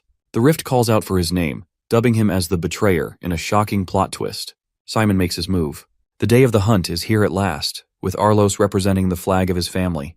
Chris talks some shit in his face for acting high and mighty despite getting his butt whooped. Arlos claps back by mocking him for bringing the unusable holy sword. But Chris thinks he should test the weapon's integrity by beating him with it. Their banter comes to a close when the third prince orders his team to lure Karazo to the altar. He wants the guards and the mages to follow him. While this is happening, Chris is wary of the secret bat eyeing them down. He's happy to assist the bratty prince and goes on to wait for the others at the altar. The mage is annoyed by him and asks him to sit around if he's going to act like a nuisance. Chris happily takes up on that offer and freely goes away, causing the mage to get enraged. Arlos controls him and emphasizes that they should focus on the hunt. Chris is told to guard the flag like the scoundrel he is, which is the easiest task in the world for now. As he's enjoying himself, he knows things are going his way. Also, he ended up acquiring the dagger and orb from Grantel just as planned. Chris observes Arlos and the mage busy with observation. He senses Karazo's presence as the beady-eyed beast arrives at last. From one look, you'd probably think this dumb animal is the cutest creature ever. Arlos is prepared and releases the magic ritual to bind the creature. But despite his tampering, Karazo only gets enraged instead of enticed under his command. The third prince didn't anticipate this outcome and gets bitch-slapped into the ground. The mage rushes to check on his master. To make matters worse, he's been inflicted with poison, causing the mages to erect a defensive barrier immediately. But watching this battle from afar, Chris believes nothing will go their way, especially since he's already caused the beast to go wild using the aphrodisiac. Thankfully, Arlos had the antidote on him, but even he knows they're going to face some serious trouble if this is what they're up against. The guards jump in to drive the creature back, but let's be real. They're not going to do anything against a giant enraged bird who tackles them away with its sheer size. Arlos is about to get slammed into the ground and braces for impact, when suddenly, Chris comes for his support, defending against the attack while at the same time savagely grilling Arlos to the ground. Bro tells him that he's pathetic and that he's willing to help as long as the third prince refers to him as a brother. Arlos is resistant until Chris amuses the possibility of letting this wild creature go on unleashing its fury against the prince. The bodyguards are already down, and the barriers aren't working. Arlos, despite his ego, begs the scoundrel to help him. Pleased to hear those words, Chris happily swipes away the creature with the swing of his weapon. He then uses a binding spell, shocking Arlos greatly with his sudden usage of the technique. However, in reality, he was just using a mockery of the original technique. It was nothing more than a mid-level technique. The beast Karazo resists, but luckily Chris controls it exceptionally well. Arlos realizes what's going on. Chris fooled him and took control of the beast for his personal goal. He leads Karazo all the way up to the secret cave of Gehenna. The place instills the fear of death inside the creature, until it reaches the golden state he was waiting for. Capitalizing on this opportune moment, Chris plunges his blade into the creature's body. By the time Arlos and his men arrive there, it's already done. The third prince is worried for their safety and emphasizes that they should leave as soon as possible. But Chris has no plans of doing so, and shows them the ashened orb he acquired from the beast. Clearly this wasn't what they were expecting. The mage roars at him for intervening, while Arlos actually does a 180 and thanks our boy for saving the lives of his men. After all, it's only because of him that they avoided a darker fate. It almost makes Chris feel bad, especially since he secretly ruined the hunt for him by swapping the orb with a fake. Still, Chris isn't about to fold, and reminds Arlos that he's gotta refer to him as a senior brother from now on. It's a teasing remark to someone who is years older than you already. In the middle of their banter, both of them experience a sudden and overwhelming pressure emanating from nearby. Two terrifying eyes stare down at them from the dark. Chris knows that they're in deep trouble the minute he lays his eyes on a demon of Gehenna. This giant monstrosity greets them with a scary face, and jumping to his protection, Arlos tells our boy to run away while he still can. I'm starting to like him a lot more now. That's a nice change. Taking note of the damn bat spying on them, Chris launches his blade aimed right at the bat, forcing a disruption to Simon's signal. He can't believe that the child noticed his connection, and now that his bat has been destroyed, he can't do anything in case things go wrong, not even after using his bloodline arts. Simon realizes he should hurry immediately, or else they will all die. Back to the cave, Chris expresses that he despises being secretly spied on. The demon laughs, believing that it's a death wish for the boy. Recalling his battles during the Age of Ruin, Chris knows for a fact that this guy is at least at the 5-star level. This means he can't face ugly Sukuna over here, but he can do one thing. Arlos shouts at him for wasting his magic power, and since Chris's sleeping spell didn't work on him just now, Bro deploys the old-school method of punching the daylights out of him. With the prince unconscious, the demon amuses the possibility of a sacrifice being offered. The funny thing is, he's even ready to spare Chris for the tribute. Our boy tells him he yaps way too much and whips out the holy sword grenade. The demon is impressed, but he thinks it's pointless to take out a weapon that not even Chris himself can't use. He unleashes his first attack, causing Chris to block it. But even as competent as he is, he gets overwhelmed by the attack to the point he's coughing blood. Things are looking really bad, and the considerate demon offers the boy a second chance to sacrifice his companions. But nah, this guy is a born savage and plans to keep it that way as he spits in the demon's face. It's the closest fuck you without using any words. Chris frees himself and deploys the usage of the ebony he obtained, coating his blade in golden light. The demon of Gehenna is shocked that he's able to control the light despite being a creature of the dark. Chris is happy that he's got the demon shivering already. The demon forces a powerful attack to annihilate Chris from where he stands. In response, our boy unleashes a powerful swing of his blade, cutting right past the sphere of dark and severing the demon's body. But even after expending this much power, Chris understands that his body is not yet ready to control it yet. He faints shortly afterward, recalling the move he used in his previous life. The Dead Sea Flash, the move he used just now, is an ability inspired by the singular ray of light that rests above the Dead Sea. And despite using such a technique, his friend wasn't worthy of House Meyer. But he strongly believed in Chris's potential, believing that he would become the light to save their world. Now that's the definition of a true homie's confidence in you. Observing the boy's performance, Mafina, a higher being of the dark and the first seat of the 7 circles of Gehenna, intriguingly watches over him. Back at the estate, our boy finally wakes up after being unconscious for 2 days straight. His body feels cranky but okay. Luckily, the darkness he obtained is with him. He recalls hearing Mafina's voice right before he fainted, realizing he's getting himself into more trouble than he thought. In this world, the demons who were promising with their talents were often noticed by the high-ranking devils, who nurtured their growth with their blessings. But that's just a crappy way for the losers who simply cannot grow on their own, or at least that's what our protagonist believes. Also, he thinks Mafina can't be that high up if she's from the 7th Circles party. In any case, Count Tyraman, who looks like a Chad unlike his son, mind you, personally comes to greet the boy. Chris gets up to greet the Lord properly, but he's told to rest. He tells him about the investigation team that was sent the other day. Their investigations revealed the tampering of some outside mage, but lucky for them, the demon was called back at the end. Still, they were lucky they weren't wiped out at that moment. Interestingly, Chris notes that they have yet to find out that he was the one who took down the demon, which is fair, since no one would ever believe that. Tyraman admits that he owes the child an apology, mistreating him as a scoundrel upon his first visit. Secondly, he owes the kid a thank you and declares him a benefactor to their house. Chris plays it off coolly, acting as if he was acting right out of duty and for the sake of the greater good. Though he's gaslighting him, he personally feels bad. Tyraman is moved by his words and even offers to carry out the boy's favors if he needs something. Refusing to let this chance go, the boy requests Lord Tyraman to reconcile with House Kazar. It's quite the shocking request, but it's better for the two houses to cooperate with each other instead of opposing them. He wants to be rivals with the prince and assures a healthy competition to come, a relationship with many promising aspects. Lord Tyraman reflects for a moment, but Chris continues to hammer down his persuasion, recalling how their families only got into bad terms because of the main house scheming them against each other. Also, if the branch families ended up uniting, it would pose a clear threat to the main family, which is why this is their method of exercising control. Lord Tyraman wonders if the boy is requesting a rebellion against the main family, which would be dangerous coming from a kid. Chris quickly denies that, and explains that they should simply behave more than just pawns on the board. Lord Tyraman likes the boy for his deep analysis, while Chris wonders if he'd be willing to fulfill his request.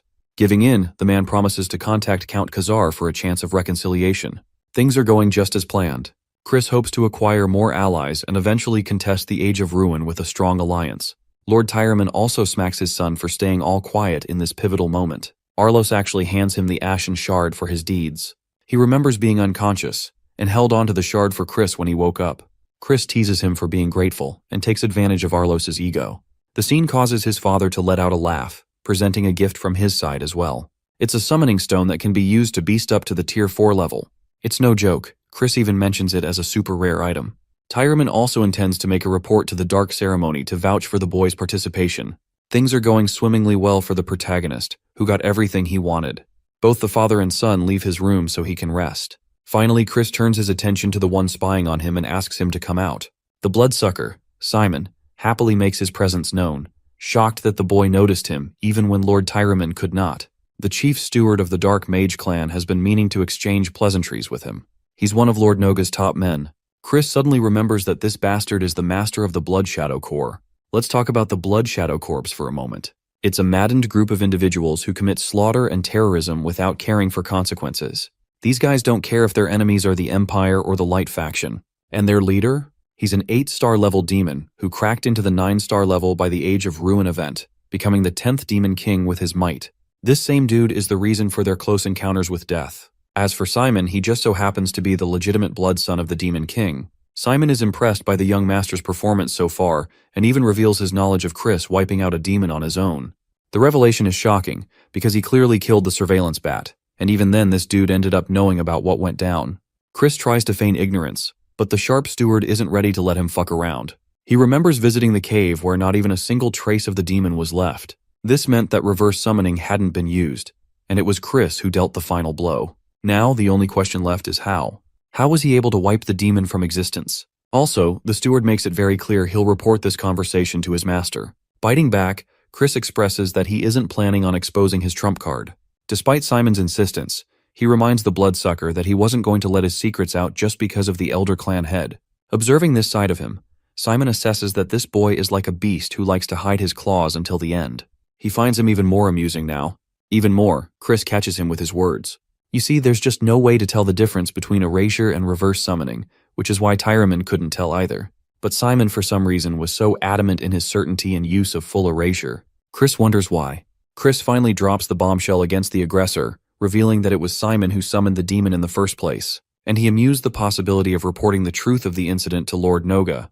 After all, the incident did put multiple noble families to be placed in harm. Realizing he's cornered, Simon assumes full responsibility, but Chris is fine with not reporting the truth, because he's playing the long game of keeping the chief steward in debt.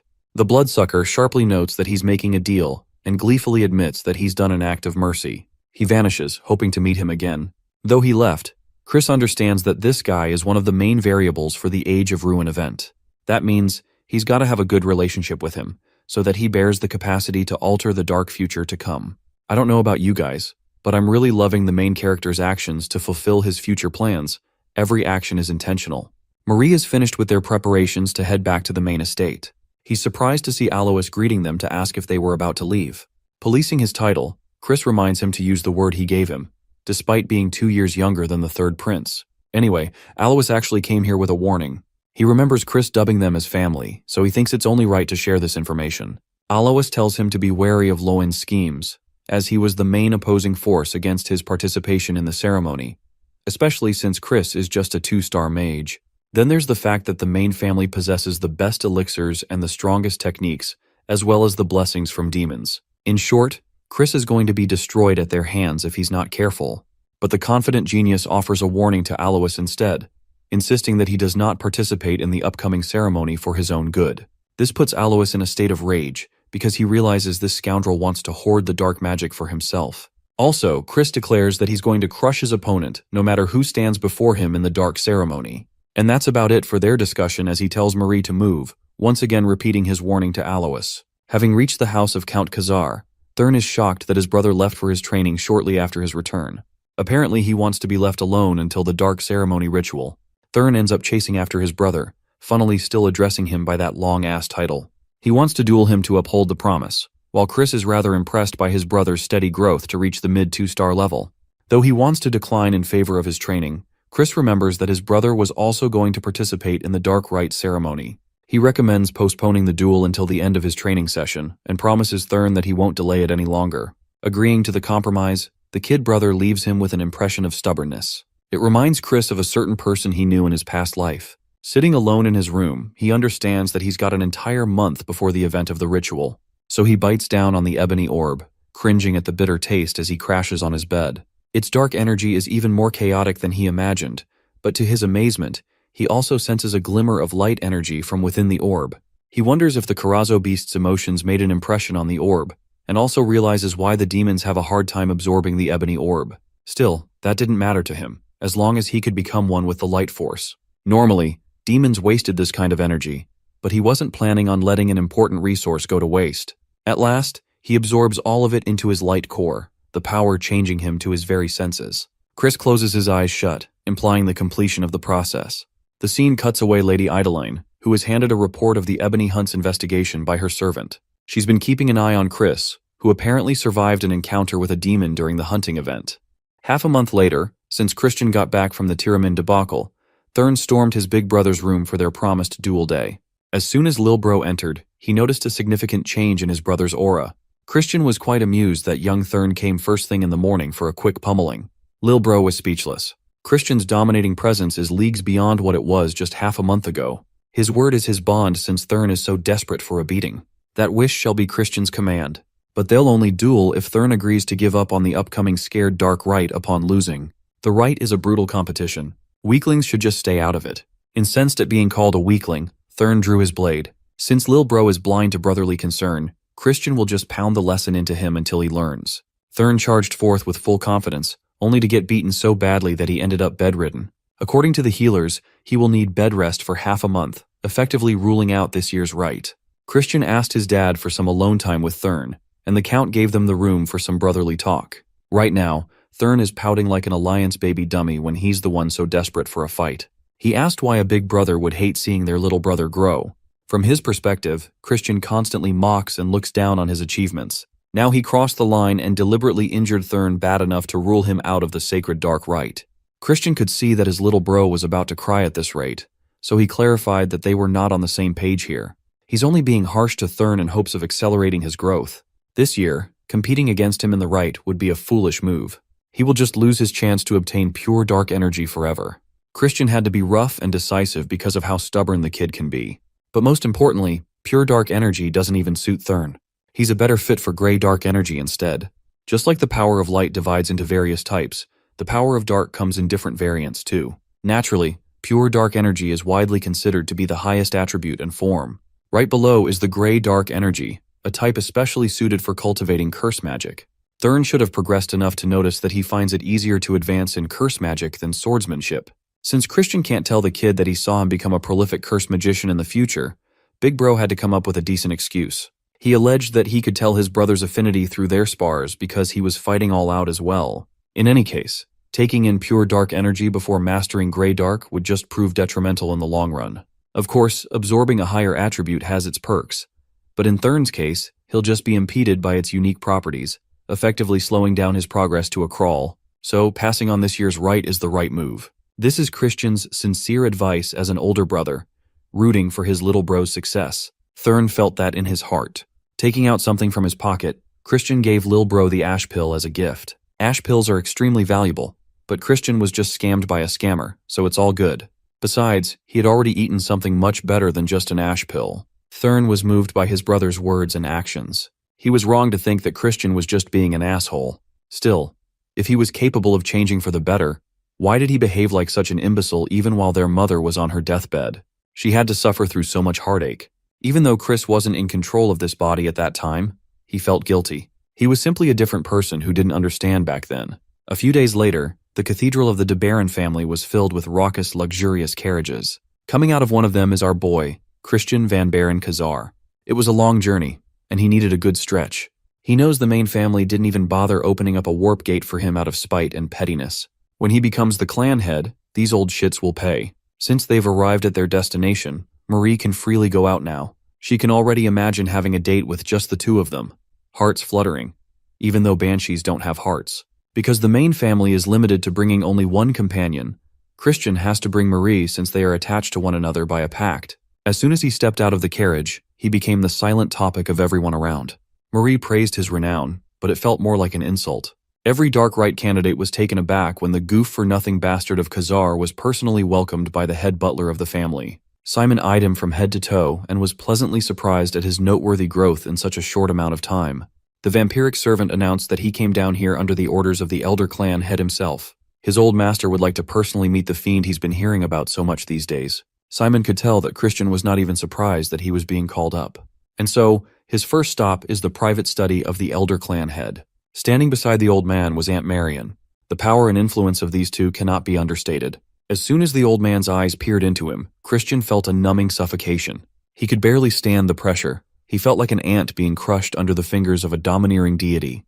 The elder clan head is deliberately exuding excess amounts of dark energy despite knowing that a noob like Christian shouldn't be able to withstand it.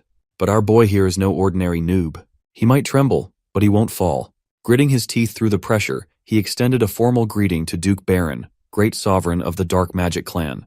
When asked if he was surprised by the sudden invitation, Christian honestly answered that he expected the call.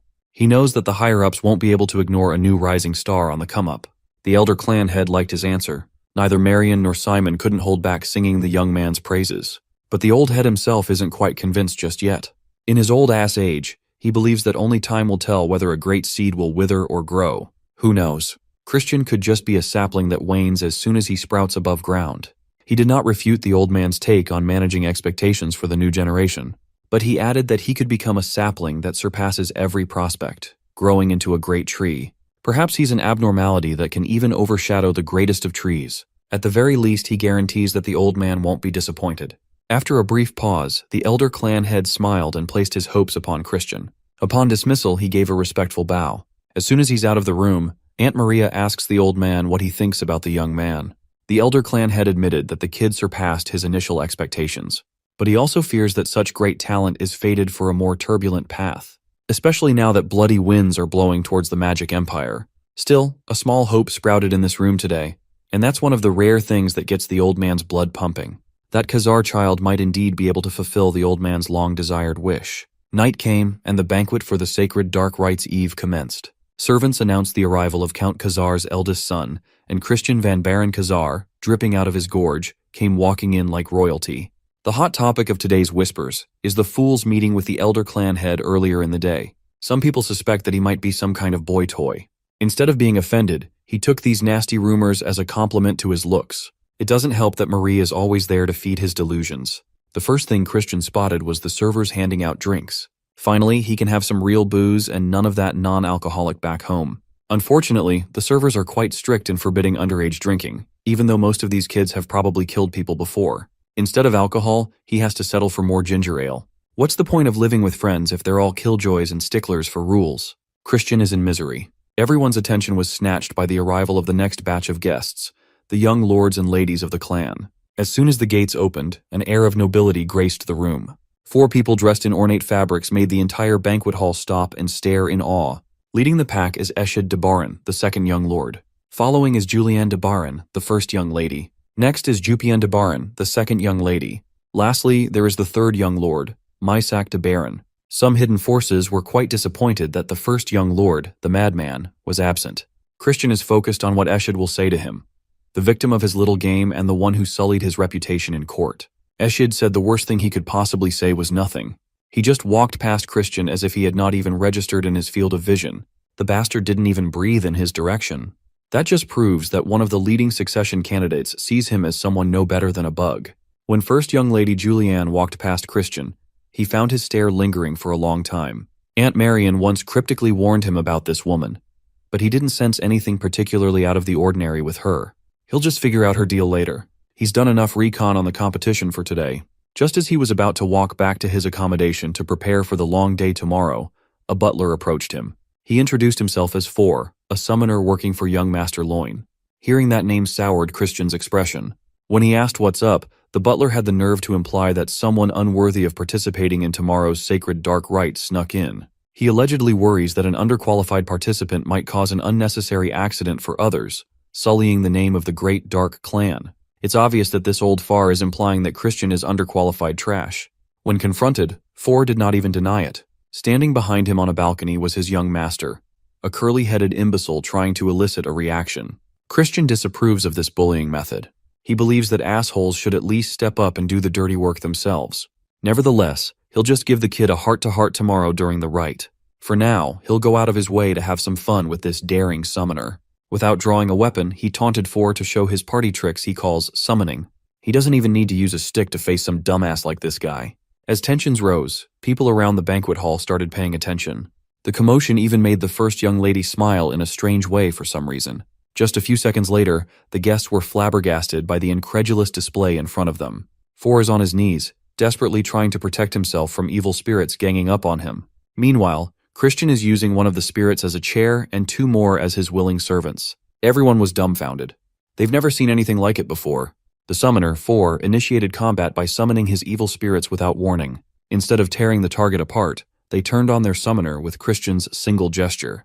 He gained control so fast that it looked like he used a cheat code. He even sensed young Master Loin's will trying to interfere, but it wasn't that big of a deal. The curly-headed bastard looked like he was about to explode from embarrassment. It's simply unbecoming of a direct heir to the clan. This bum should have just challenged him directly so they could air out their grievances quickly. Shameless as always, Loin asserted that the attack had nothing to do with him. Not even a fool would believe that lie when his servant is beaten on the floor, looking to be saved by his young master. Tired of this charade, Christian packed it up and made his exit. He'll just see these bums during the sacred dark rite. He'll make sure to teach that cowardly brat some proper manners tomorrow. And so, the day of the sacred dark rite has arrived. The candidates have gathered, and everyone is anxious. Well, everyone except Chris. He looks like he was forced to attend this thing, and it ruined his sleep. Among the candidates was Alois Tiramin. He already warned this guy not to attend, but he's quite headstrong. You can't blame him, though. It is an honor to attend the sacred dark rite. It's hard to pass up such an opportunity. Finally, the last candidate arrived. That curly-headed imbecile Loin made his entrance while trying to oar a farm. Christian is itching to put the kid in his place. Now that everyone had assembled, a little guy named Sebastian, the vice butler in charge of the main house, greeted everyone. He will be today's guide to the sacred ground where the rite will take place. Upon poking the floor with the butt of his staff, space crumbled, and an endlessly descending staircase appeared, heading down a dark void. No one expected the testing to be underground. In truth, this is simply an illusory art that materializes imaginary space. Christian was the only one who noticed. Sebastian wordlessly descended the stairs as if he were taking a casual stroll. The participants immediately followed suit, afraid that they might get left behind. After a seemingly endless descent, they found themselves in an illusory hall of recursion. Sebastian is still at the front, walking at a brisk pace. The participants following him are giving it their all, but most of them are quickly approaching the limit of their stamina. The underground terrain was bizarre. They had to scale steep slopes and walk through winding paths. Even Loin, widely believed to be the frontrunner, is struggling. To make things worse, Sebastian, the Hunter x-Hunter examiner, looks like he can keep going at this forever. Upping the stakes, he informed the participants that the ground would not support those who lag behind. Immediately, 2 of the participants at the last fell to nothingness as the ground collapsed. The other exhausted and fearful representatives of their families didn't have the time to think about what just happened as Sebastian kicked the speed up to another notch. Instead of a brisk jog, he went on a full-on sprint with his little legs. Moments later, the number of people that can still keep up continued to diminish. Loan looked behind him and scoffed at the unworthy pests who couldn't hang with the big boys. He was then jump-scared at the sight of the handsome devil, Christian Kazar, locked in on the track. The monster is not even sweating when all of his peers are running on will alone at this point. Now that they're at the home stretch, he decided to mess with Lone a little bit, taunting him for being an all-bark, no-bite dog panting for breath. As a direct heir, Lone should be performing at a higher level than he is doing right now. They fed him with a bunch of resources from a young age after all. In Christian's eyes, every single one of these kids is a fool who's making their bodies needlessly suffer for not using their brains. Earnestly running inside an illusory space is the stupidest thing you can do. While everyone's doing deadly cardio, Chris's stamina is not even slightly depleted. All he did was twist one spell, and he's practically invincible in this place. Sebastian took note of the only participant who saw through the crux of this culling process. It seems like some higher-ups have already clued him in about the young master of the Kazar family. Finally, the 4 remaining survivors reached the end of the track. 3 of them gasp for air while Chris chills like a villain. Alois can't fathom how one can be unscathed after that hellish march. To mess with him, Chris advised Alois to simply train his body more. Suddenly, a dancing light and an unsettling voice demanded everyone's attention. The voice expounded that this scary ground contains the purest of dark energy. Thus, it's aptly called the sacred darkness. The light took the form of an unsettling woman that some of you would call Mommy in a heartbeat. She is Ryu, manager of the sacred ground. Today, the young masters and mistresses will be attempting to obtain the great pure darkness, just like the third-ranked Demon King, the Dark Destroyer, progenitor of the Dark Magic Clan, once did. Raising her hand, Ryu drew winding lines of light on the floor. Since there is not enough darkness for a four-way share, their worthiness will be tested by the demon beasts waiting in each separate pathway. Simply put, they must traverse a random path, and whoever arrives first can claim the ultimate prize. If that's the case, unforeseen mishaps could occur between competitors during the rite.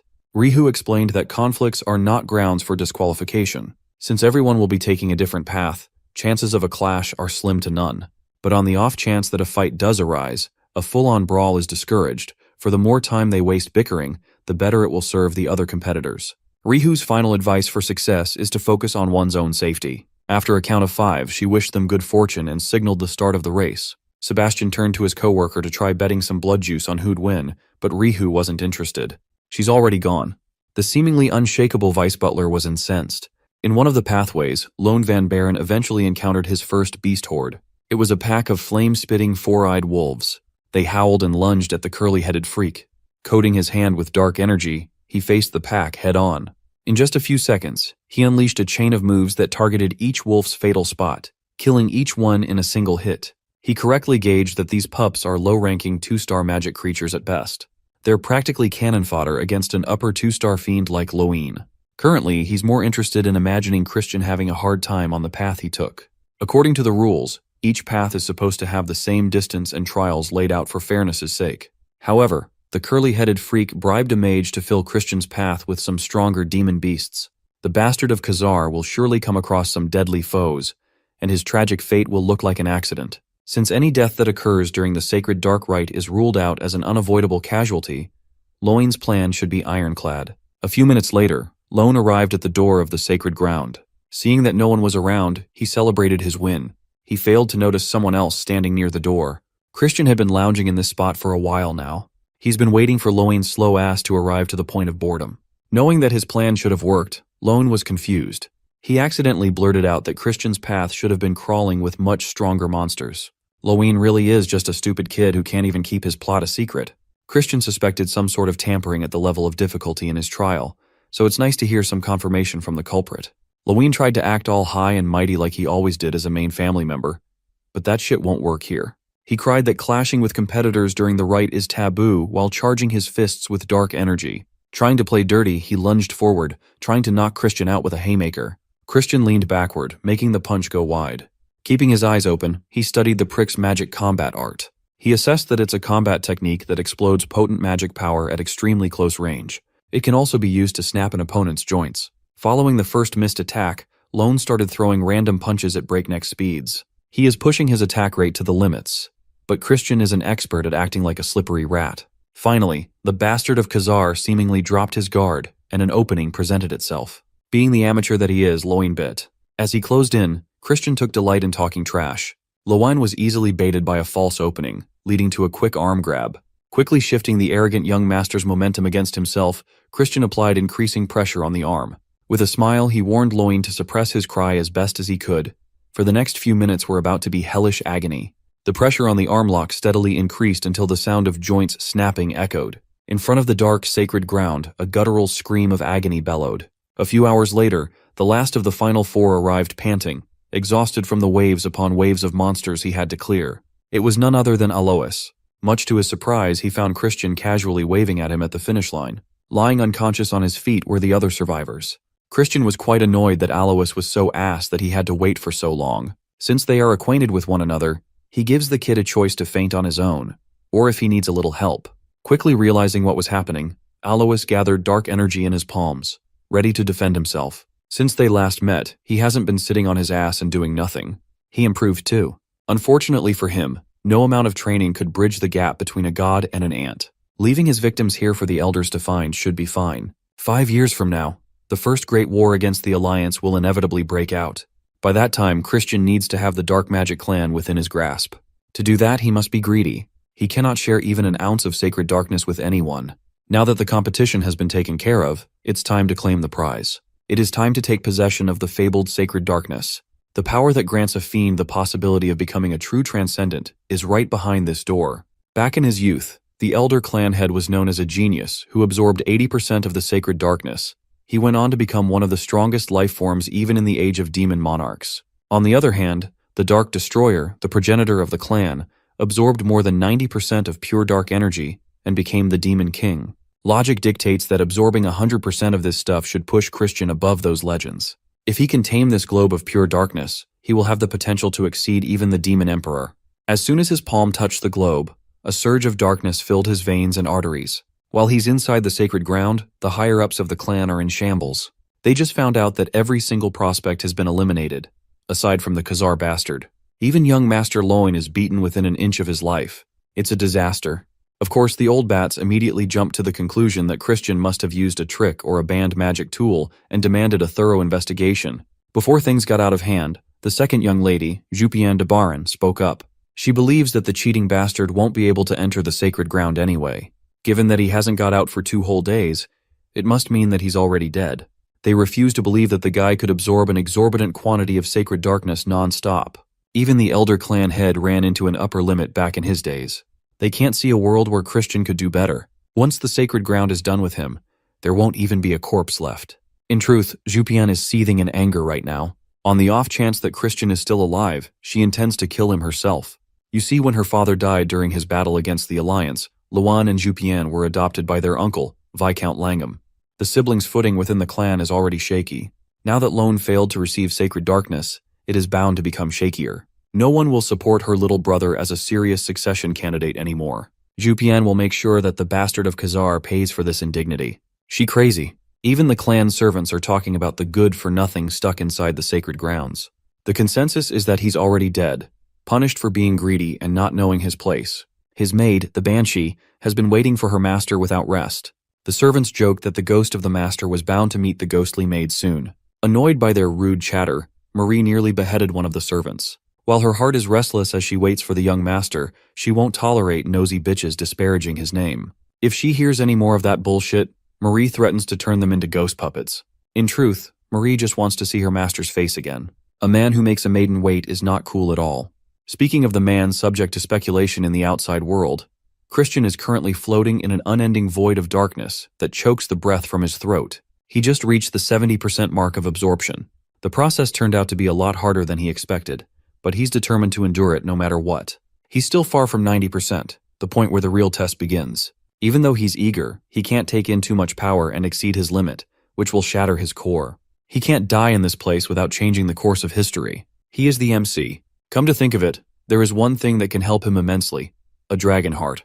Dragons have the largest natural container of power. In his first life, he learned how to imitate the intricacies of a dragon's heart for just a few minutes. As he begins changing the structure of his heart into a mythical being's, the rate of darkness absorption dramatically increases. After a few minutes of relentless suction, he started approaching his absolute limit.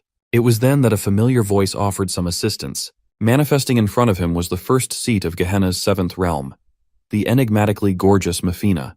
Natural law suggests that a high-ranking demon should not be able to form a body in this space. But Mefina explained that the power of demons is tied to darkness. Forming a body made of pure dark poses no difficulty to her at all. It also gives her the unique power to help Christian in this instance without any conditions, no strings attached. In his crusade against demonic beings, Christian had never heard of such a transaction before. Mefina laughed at his uncertainty and insisted that she was just moving on a fleeting whim. There are no deeper intentions to her actions. All he has to do is take her hand and take in all of the sacred darkness. 1 week later, the elder clan head is having tea time outdoors with Simon, attending to his needs. Even the old man is waning on the possibility that the kid is still alive, given that there has been no news for an entire week. Aunt Marion could not make sense of why such a smart boy would fall for such reckless greed. Simon relayed that most of the higher-ups, especially Viscount Langham, agree that they should make a ruling soon. The Viscount wishes to close the pathway leading to the sacred ground soon. They're just waiting for the elder clan head's sign-off. Well, the old man doesn't like being pressured by wicked brats. Calling Simon a blood drinker like it's a slur, he asked his loyal servant about his opinion on the matter. Simon honestly set the reckless child's survival odds close to 0. Still, he can't seem to shake the feeling that Christian might surprise them. He is quite an interesting young master after all. With that assessment, the elder clan head came to the decision for a 1-day extension. Using his authority, Viscount Langham shall wait for 1 more day before closing the gates. Aunt Marion quietly sighed in relief. Within the next 24 hours, we'll see if our boy can break the first Demon King's record or not.